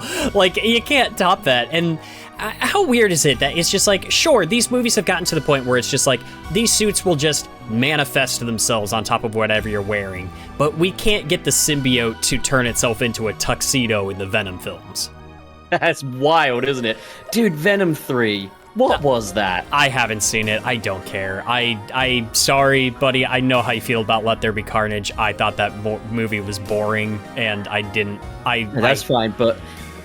So, as someone that loved Let There Be Carnage, Venom 3 is not very good, in my opinion, anyway. I've heard. I don't think I've heard a single person say they, like, actually liked Venom 3, ironically or not. So the thing was, like, I obviously you don't like Let There Be Carnage, but part of the reason why I did like Let There Be Carnage was because it felt confident in its tone and in its overall style. Sure. Like, it's a shithousey movie. Like, this is a movie where get the boys over, smoke a fat one, sit down, watch the movie, and have just a damn heckin' good time. And watching this symbiote be like, eating eggs! And it's a fun time. Venom 3 is not confident in what it wants to be at all, as it juggles its focus between Venom and a bunch of other characters that I wonder why we're cutting to them. And then it's like, oh, the answer is they're all going to get symbiotes, and they all suck. It's the third movie, it's your big finale, and you don't have any other characters that I care about. Why the hell would you kill off Carnage if you can't do Spider-Man? Is always going to be a big question for me. But also, why can't they do Spider-Man? It's wild. At the end of the day, that universe is done now. I'm just ready for my Spider-Verse 3, and then I can maybe just check out of this whole damn genre, you know?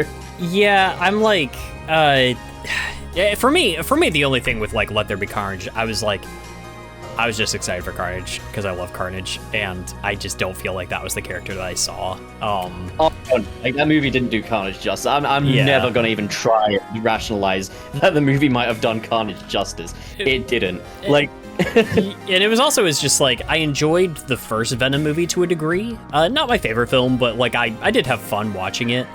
But like it felt like both Venom and Eddie were flanderized to be like 3 times dumber for the second film.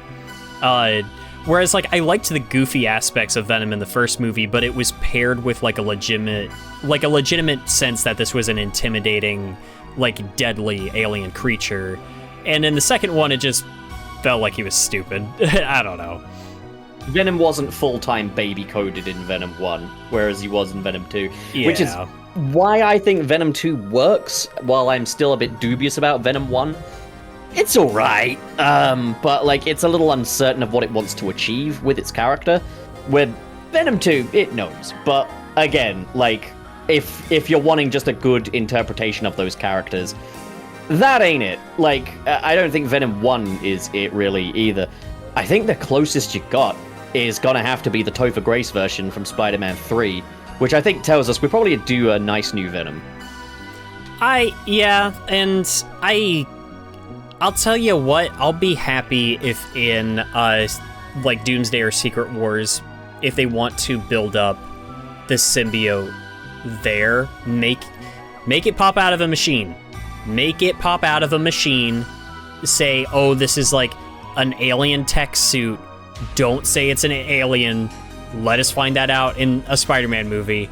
Like, we'll know what it is, obviously, but don't tell Peter. And more on that. Tell Harry. If they do the thing where it's like, oh, Doom takes off his mask and it's Robert Downey Jr. underneath, and a bunch of characters from the mainline like universe recognize it as Tony Stark, I want Spider-Man to rush in and punch him in the face. Like, I want him to be upset by looking at that. I don't want him cowering in a corner just being like, oh, Mr. Stark, I watched you die. No, I want him pissed that like someone else is wearing that face. Like, I want him to get mad.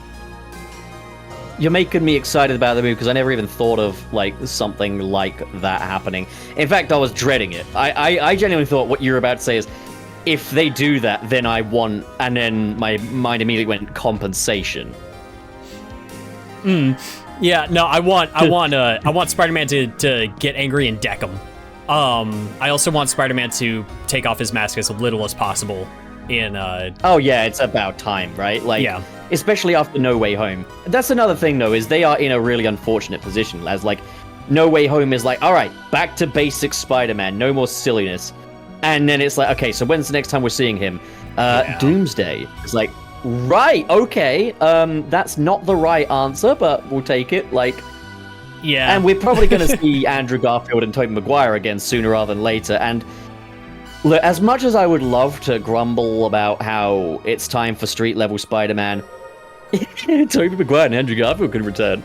Like, which would be cool. I still personally think, like, if you're going to introduce Miles Morales' Spider-Man, I want it to be alongside Andrew Garfield's, and I want it to be set in that Spider-Man universe, and I want, like, do the Spider-Men, like, make a Spider-Man movie, and have, like, Andrew's Peter Parker paired with, like, Miles Morales, and have them, like, do street-level crime fighting together.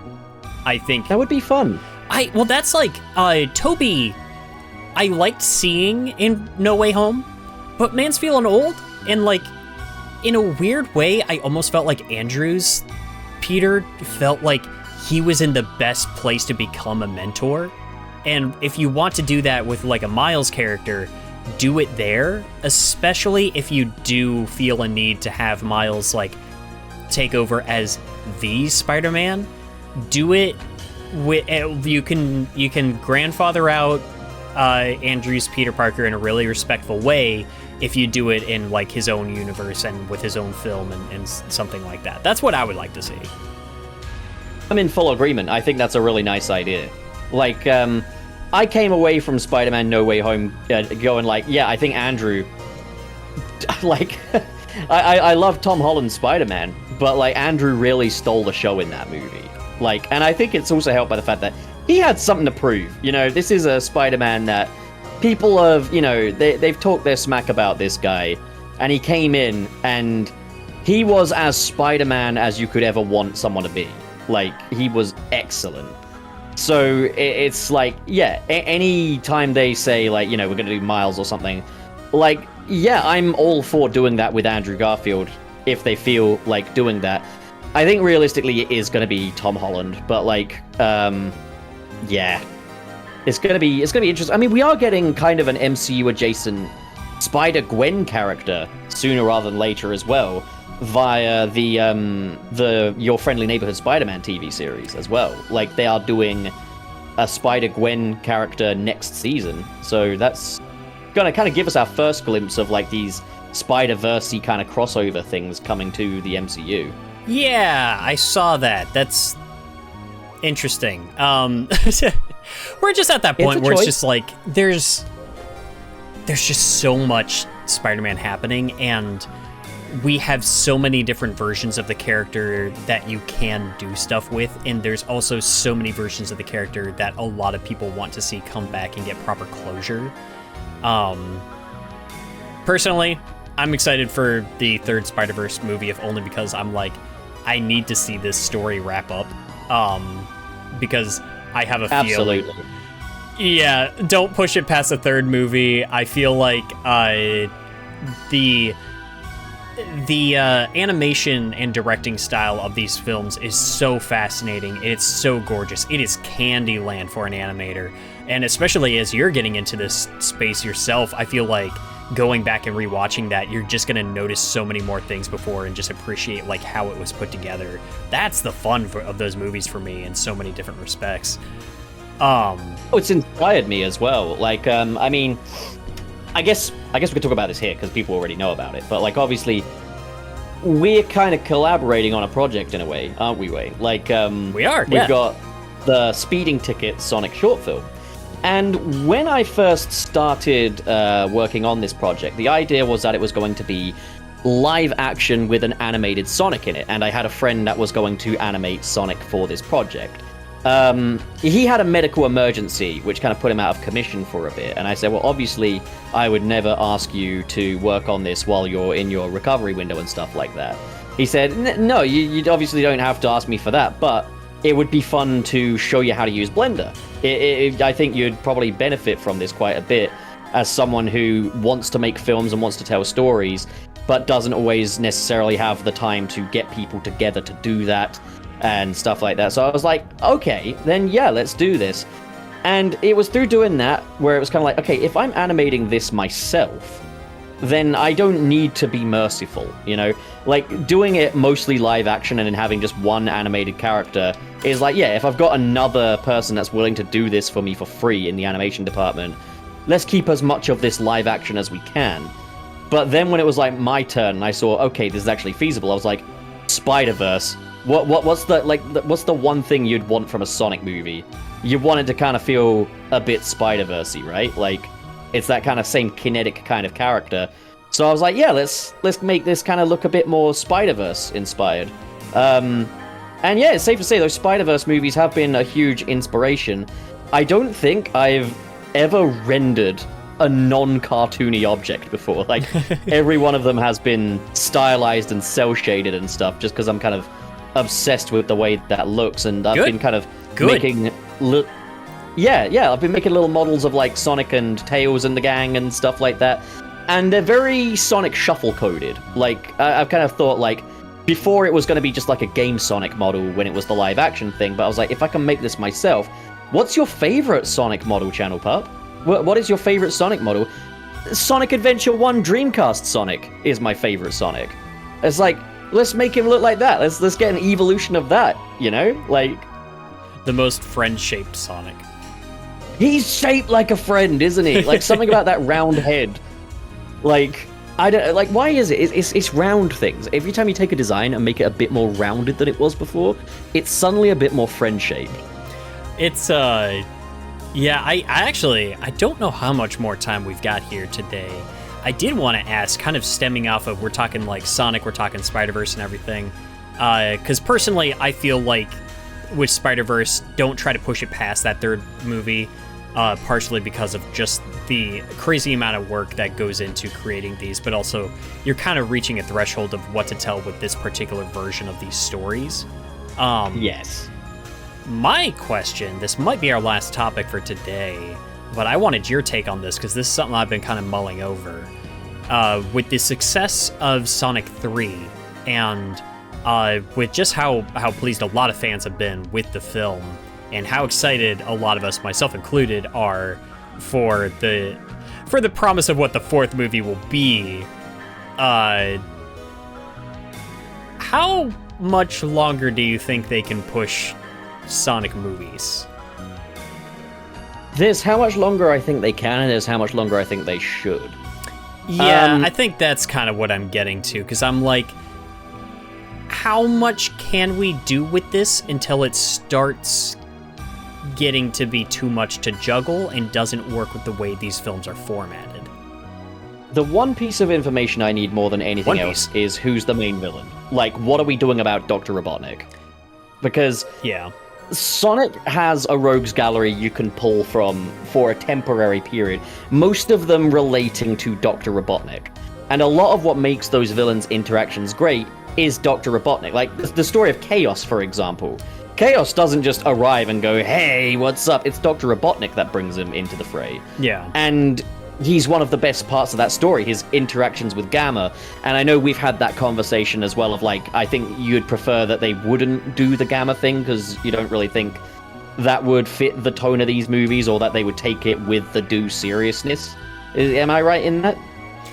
Yeah, because that's my thing, and thankfully, like, Sonic 3 has made me more confident that when these stories should slow down and be more serious and let themselves approach a darker tone, they can do it. I hope we can get past immediately cutting off something really cool or really dark with over-the-top slapstick. As cool as the super power-up moment was, and hearing Live and Learn, having it immediately followed up by Dr. Robotnik spanking himself was a little jarring.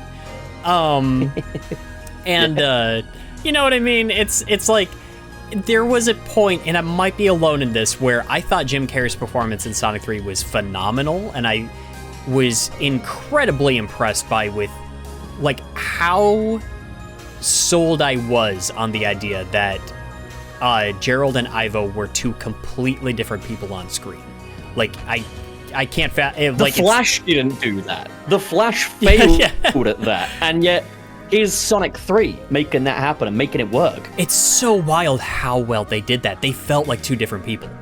And when it needed to, it even sold me on the idea that, oh, Gerald is a legitimately rageful, vengeful, broken man that wants to go literally scorched earth and is willing and ready to take himself out in the process. Like, they sold that for me, like, for a moment, and I was like, that is awesome. And then there was stuff like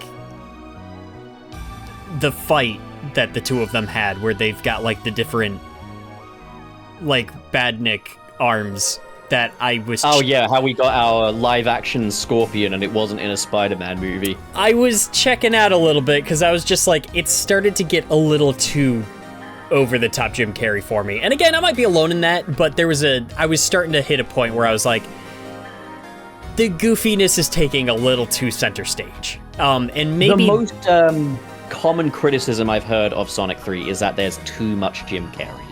And it's a point I can completely understand. Like, you know, I've got a friend who, you know, loves Sonic, but isn't really a Jim Carrey fan. And so Sonic 3, it didn't matter that it had Live and Learn. It didn't tickle the pickle because it's too much Jim Carrey.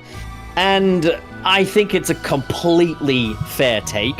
And I think, yeah, Sonic 3 is going to live and die by how much Carrey you are willing to stomach. Fortunately, I enjoy Jim Carrey's comedic stylings to a certain point anyway. Like, I'm not big on, like, your Dumb and Dumber and Ace Ventura. However, you know, I enjoy him a lot as Dr. Robotnik. And, I mean, Robotnik is very much a slapstick, goofy character. I mean, depending on version, obviously. But, like, for me, my favorite version of Dr. Robotnik is and always will be the Pingus version. So it's like, I'm not opposed to having a goofier Dr. Robotnik on screen. Sure. Whereas, like, my ideal Robotnik is Dean Bristow's Sonic Adventure 1, where, like, he's got his funny moments, but for the most part, like, he's sold as a legitimately intimidating force. Yeah, you want to buy that. But what I will say, though, is that I remember there was a lot of enthusing before this movie came out of, like, can they pull off this version of Dr. Robotnik in the Sonic Adventure 2 story, which is basically what it is. Like, it's an adventure remake. Yeah.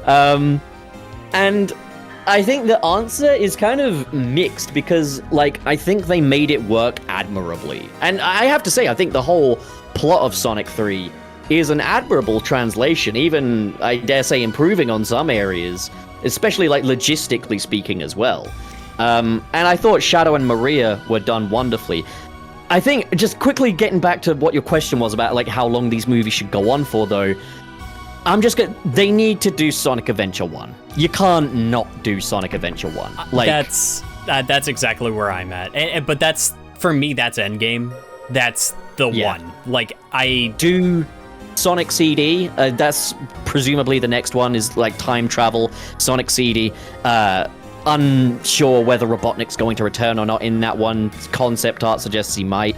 I think even Jim Carrey said that he might be willing. Oh yeah, he said he's willing to come back, but looking at the pattern here, Sonic 2 he says he's not coming back. Comes back. Sonic 3 says he's willing to come back. Would it not be the most Jim Carrey thing to not come back? And that depends. Personally, I'm okay with the idea of Agent Stone taking over.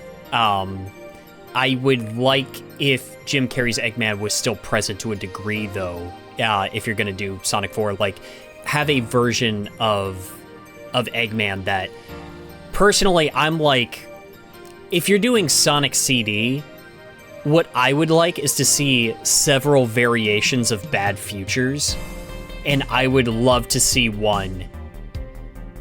Like, I feel like such a cool way to build up Perfect Chaos is if they're doing the time travel thing and they're trying to prevent, like, you know, this doomsday sort of scenario, and they get a glimpse of the future, and it has been decimated by Perfect Chaos, and we just get, like, a glimpse. We hear the roar, and then it's just like a prophecy. Yeah. It's like a prophecy, and it's just like, you save the day at the end, but there's the question is, what was that? How can we prevent that from happening? Because that thing's coming. And I feel like, for me, that's the thing to build up to, and that is, like, that would be my finale, is if you build up to that, and then, like, I think I'm good once you've adapted Sonic Adventure 1, once you've done Perfect Chaos. That's what I want to see, and I feel like Sonic CD has a unique opportunity to build that up in a very cool way. I mean, yeah, it's also an opportunity to, you could even put, like, Silver in there, to be honest, if you're doing, like, a time travel story. Oh, yeah, I honestly, like, especially since the movies have not exactly been one-to-one remakes of the games anyway, which I'm fine with. Go wild, adapt some 06 stuff, like, get it in there. I mean, yeah, I've heard lots of, like, theories that, like, Amy could be from the future, and that she maybe stays behind, integrates herself. I think the other question is, how long do they intend to stay live action for? Because I think, you know, if they intend on keeping these live action, then, yeah, do Sonic Adventure, then call it quits. But they could, and they've established that these other planets and worlds exist, they could just make fully animated movies still in this continuity. And I think that could work well. You could have a Shadow spin-off franchise. Like, there's plenty you can do with just Shadow by himself. Whether or not they will, I don't know. But, like, the year of Shadow was a hugely successful year for Sonic. Like, oh, yeah. And, like, just that whole past year for Sonic hats off to Paramount and to Sega. They knocked that out of the park, bringing back ideas that people had scoffed at over the years and stuff. I gotta say, I'm so happy with where the franchise is at right now. Yeah. But, like, yeah, I think, if they can... I think there's just two things they really need to get down is, can you do this fully animated, and can you have a good villain for Sonic? Whether it's a recast Dr. Robotnik or someone else. Because, you ever watch Mighty Morphin Power Rangers? Not my thing. But I know a bit of it, yeah. Well, I know, like Nick and Cyrus and Gilly seem to like the show, but... Well, there's a point in Season 2 where there's a new villain on the scene called Lord Zed. All guns are blazing and stuff. And I just look at that guy and say he could fight anyone. Like, I would love to see him in a fight with Sonic the Hedgehog. I would love to see him in a fight with Spider-Man. I thought to myself, you know what? Sonic can do without Dr. Robotnik. You just need a Lord Zed-esque villain in there. Someone that is just annoyed at the hero for having the audacity to live. You need that petty kind of villain to replace Dr. Robotnik. And I don't know if that's Agent Stone. You could do it with, say, Neo Metal Sonic, or you could even do Heavy King. Like, Heavy King could be the villain. Probably get, some celebrity voice actor, but you need that really scenery chomping performance, Like, yeah. And I think then you'll be okay. If you can get a villain that can have the same presence as Dr. Robotnik, because villains-wise, he is something special. Like, I don't think us Sonic fans realize what we have with Robotnik as a villain. If we can have someone who has that kind of presence, then we're all good. We're good for the longevity of it, Yeah. I think there's also a difference, too, of, like, how many I think they should make and, like, how many I'm going to stick around for. There's going to be a limit to, like, how long I can stay in the hype cycle for new Sonic films. Because, truth be told, there's only so many stories I really want to see adapted. Yeah. And, it's not a huge list. Unleashed could be fun as a movie, but I'm also, like, I feel like the events and the narrative of Unleashed work in the confines of that version of Sonic, and I don't know if that would hit the same with the movies. Unleashed, I think, works as Unleashed. I don't know if I necessarily need a movie version of that. I feel like we've got the Unleashed that we need. I feel, we don't need Unleashed because Unleashed is already here's a question. Is a live-action Sonic movie ever going to touch the opening cutscene of Sonic Unleashed in terms of cinematic quality? And that's not me belittling like Jeff Fowler or anything, but... Yeah.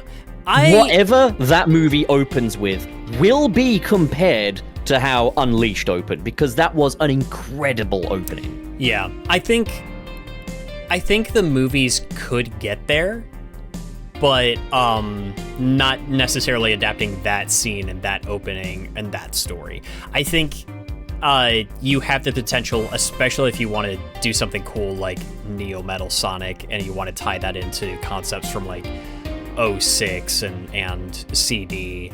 I also think the ability to do like a Sonic CD storyline where you're kind of going into the past and stuff like that. And if we're going to be world hopping a little bit, you have the opportunity to do some really cool stuff where you can kind of get some of the movie stuff closer to a place that we recognize them in the films, like the Chaos Emeralds being independent from the Master Emerald and actually being the correct size, having a sense of place in that world and everything like that. There's always ways. I've even considered myself, like, what they could do for, like, Knuckles is you could even have it, like, the Master Emerald is kind of, like, swelling because it's not, back home where it belongs. So it's, like, the quest to go to Angel Island and get the Master Emerald back where it belongs, but Knuckles kind of realizes now that it's, like, the size that it is, and with all the people out there that want to have it, he's going to have to make a sacrifice and just stand by it for all eternity, effectively. And that could be a decent little tragic ending for his character, even. Yeah, and another thing, I actually kind of want to look at something real quick. Sure. Because there's been something I feel like I've been noticing in the movies when it comes to the Chaos Emeralds, and I kind of want to confirm something real quick. Sure. That might be true. It might not be. Nah, they're still pretty small.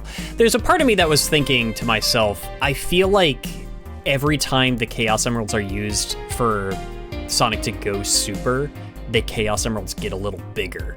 And I'm kind of looking back on the scene where Sonic and Shadow transform together. They're still not that big, but it does look like they're a little closer to the size that they were. They're just so tiny in Sonic 2. Yeah, they weren't the tiny, dinky little rocks they were in Sonic. It's just so tiny. Yeah. At the same time, I do think this has benefit in other ways, in that, like, the Master Emerald being kind of butthole sized, so Knuckles can carry it around and stuff.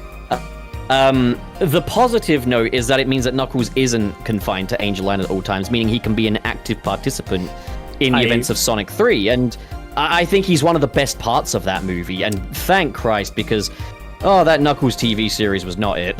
I remember talking at one point with, I think it was Sirs and Nick, and I was saying something I would actually love to see them try to do is Knuckles trying to go after Angel Island to, like, return the emeralds to their homeland. I personally think it would actually be kind of awesome if Knuckles accidentally unleashes chaos, and that there was actually... I was thinking that Angel Island itself could be being used as a prison for Chaos, and by returning the emeralds there, it accidentally unleashes him. So an idea I had, I actually DM'd this to Nick because I was so enthusiastic about it, was imagine, like, Sonic 5, the movie comes out. It's an adventure adaptation. You could change it so that Chaos's reason for his anger was the war between the Owls and the Echidnas rather than the Chow. And then it could be that, Super Sonic can restrain Perfect Chaos. He can't fully neutralize him because Knuckles basically has to venture to the great battleground in the sky, which could be Angel Island. Yeah. And in that moment, he has to confront, like, an apparition of Longclaw, and the two, with the help of Tikal, have to make peace with each other. And you could even have it so that Knuckles acknowledges that Pachacamac is not the character he thought he was, because Pachacamac's put us in a really awkward position in the Knuckles TV series. Yeah. I'm like... there's a part of me that's like... I'm trying to make peace with the fact that this universe is not the game universe. And these characters and a lot of these stories and set pieces do not exist in the same way. But since I was a kid, the only thing I have ever wanted out of a Sonic movie was Sonic Adventure 1, and I want to see it. They need to do it, I think. Like, because it's so perfectly suited to live action as well. You could so easily... I mean, if you ask me, I'd prefer a high-budget anime, but, like, I'll certainly take this, you know? Like... Oh, yeah. I say high-budget because I'm aware they've already done an anime of it in Sonic X. But, like, give me one that, like, looks nice. Yeah. I honestly like Sonic X. I've been watching only the Japanese version of it, so I don't know... Like, which version would you specifically refer to most? Okay, in fairness, when I think of Sonic X, I think about the only time I watched it, and that was when I was a kid, and I didn't like it then. And, like, when I was younger, I was just like, this feels cheap and weird. This, like, just something about it just wasn't clicking with me. I didn't like the tone, and I didn't like, I've got a thing, I don't know, it just wasn't jiving with me, and I didn't care for it. That was like, so walking out of Sonic 3, I was excitedly talking to Nick, I was just like, holy crap, we actually saw, like, Super Sonic and Super Shadow fight. I'm sure it's happened in a comic somewhere, but, like, we got to see them. And he was like, it happened in Sonic X, and I was like, screw Sonic X. Like, I don't care. I don't care about anything Sonic X has done. I used to be kind of similar with that and both that and Archie. Yeah. But I have to admit, since fully indulging them, I love both of these things. Sonic X as well. Like, I think the thing I love about Sonic X, and again, I'm strictly referring to the Japanese version here, because it is different. Yeah. Is that I think of all the Sonic TV shows, this is the one that is by far the most Sonic. As in, like, it takes itself a little seriously. It does have some life and death stakes here and there, very blockbustery, and it's just it's funny how like it also traverses the two different takes on it, because you've got like the first generation is kind of like your on Earth mingling with the Thorndike family and stuff, and then there's season 3, which is the Meta-X saga. But I kind of love how big the series goes, and that it doesn't like talk down to its kid audience in the Japanese one. The soundtrack is also phenomenal, but like I understand the Chris Thorndike thing is something you're either going to vibe with or you're not, but I did kind of like the subject matters that they were dealing with there, like loneliness and stuff, and that like Chris was quite an isolated kid, and that Sonic was kind of there for him and stuff, but there comes a point where he has to let Sonic go, and it's kind of, he resists growing up as well. It kind of almost feels like a message to me, the audience, saying, outgrow this thing, you idiot. But I'm not listening. I'm just enjoying the show. Shut up. Leave me alone. Yeah, and that's the sort of thing. It's just like a lot of the material and everything, it deserves to be looked at and approached on its own merit. At the end of the day, though, I only got the time for so much of that. Like, and there are certain things where I'm just like, ship has kind of sailed for me. I don't see myself going back to rewatch Sonic X. Some things just aren't going to be your ballpark, you know? Yeah. I'm someone that lives and breathes Sonic and doesn't get tired of Sonic either. Like, I understand lots of people can get the Sonic fatigue, and that's just not something that really happens with me. Yeah. And so, like, naturally, I'm seeking out new Sonic things quite regularly. So it just seemed like a no-brainer. Give Sonic X a go. And I've been very pleasantly... I mean, surprised, yeah, because I remember the first time I saw Sonic X was around the time it came out, and my initial response was, why can you talk? I was one of those guys. Yeah. Yeah. But yeah, like, I think, like, as I say, I would like something like a high-budget anime for Sonic Adventure. I've even been playing it quite a bit recently as well, because my housemate recently bought a Dreamcast, and he managed to get a copy of, like, Sonic Adventure 1 with it as well, quite cheap. And I think it's, like, the UK version is more affordable or something than the American one, but yeah, I've been playing it on that original hardware, and it's just like, I adore Sonic Adventure. Like, I didn't learn anything here, but like, what a game, what a story, you know? Like, it's so good. It's still my favorite Sonic game. That one means something special to me. But oh, definitely. I dare say I think it's one of the best Sonic games ever made as well. Like, it just... The thing is, like, for all the little bits of jank and stuff here and there, the silly animations and stuff, what you had was world-class artists working within some really fun little limitations that they'd probably never worked around before. But, like, at the end of the day, the artistry of this game shines through all of the jank. Yeah. Yeah. Well, I do, we actually have been at this for a little while now. Yeah, it was split up a little bit there, but... Yeah, no kidding. And like I said, I didn't think we were going to have any trouble getting into a good discussion here. Clearly no mistakes made.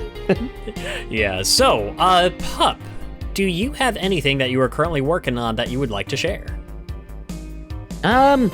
Currently, not that I could think of, actually, but, like, yeah, in terms of channel Pup stuff, there's always going to be just new content going up there, so what comes, but, like, in terms of, like, stuff I'm currently working on, we've got a new Sunset City episode going out on Friday. I don't know when this is going to be out, so it's probably going to be a bit late for that, but the good thing, there's just regular episodes of that. We've got a new spin-off series called Off Track, where we talk about things that aren't Sonic. Which has been, like, something we've mused about for, like, decades now. Yeah. But, like, yeah, so basically, if you want to just see Spider-Man, Superman, stuff like that, then my channel is the thing. And for me in podcast form, Sunset City's the place to be. Well, and this today. And yeah, this today. Well, thank you so much for joining today, Pup. It was really nice to have you on here. Hey, a pleasure, man. Yeah, and of course, I'm still working on stuff. I'm actually making good headway on both the Digimon Game Boy Advance games video, as well as Digimon World 4. And then I think once I'm done with that, it's going to have to be getting to, battening down and getting to work on the Skies of Arcadia review. With all of that said, thank you so much for listening, everyone, and we'll see you next mission.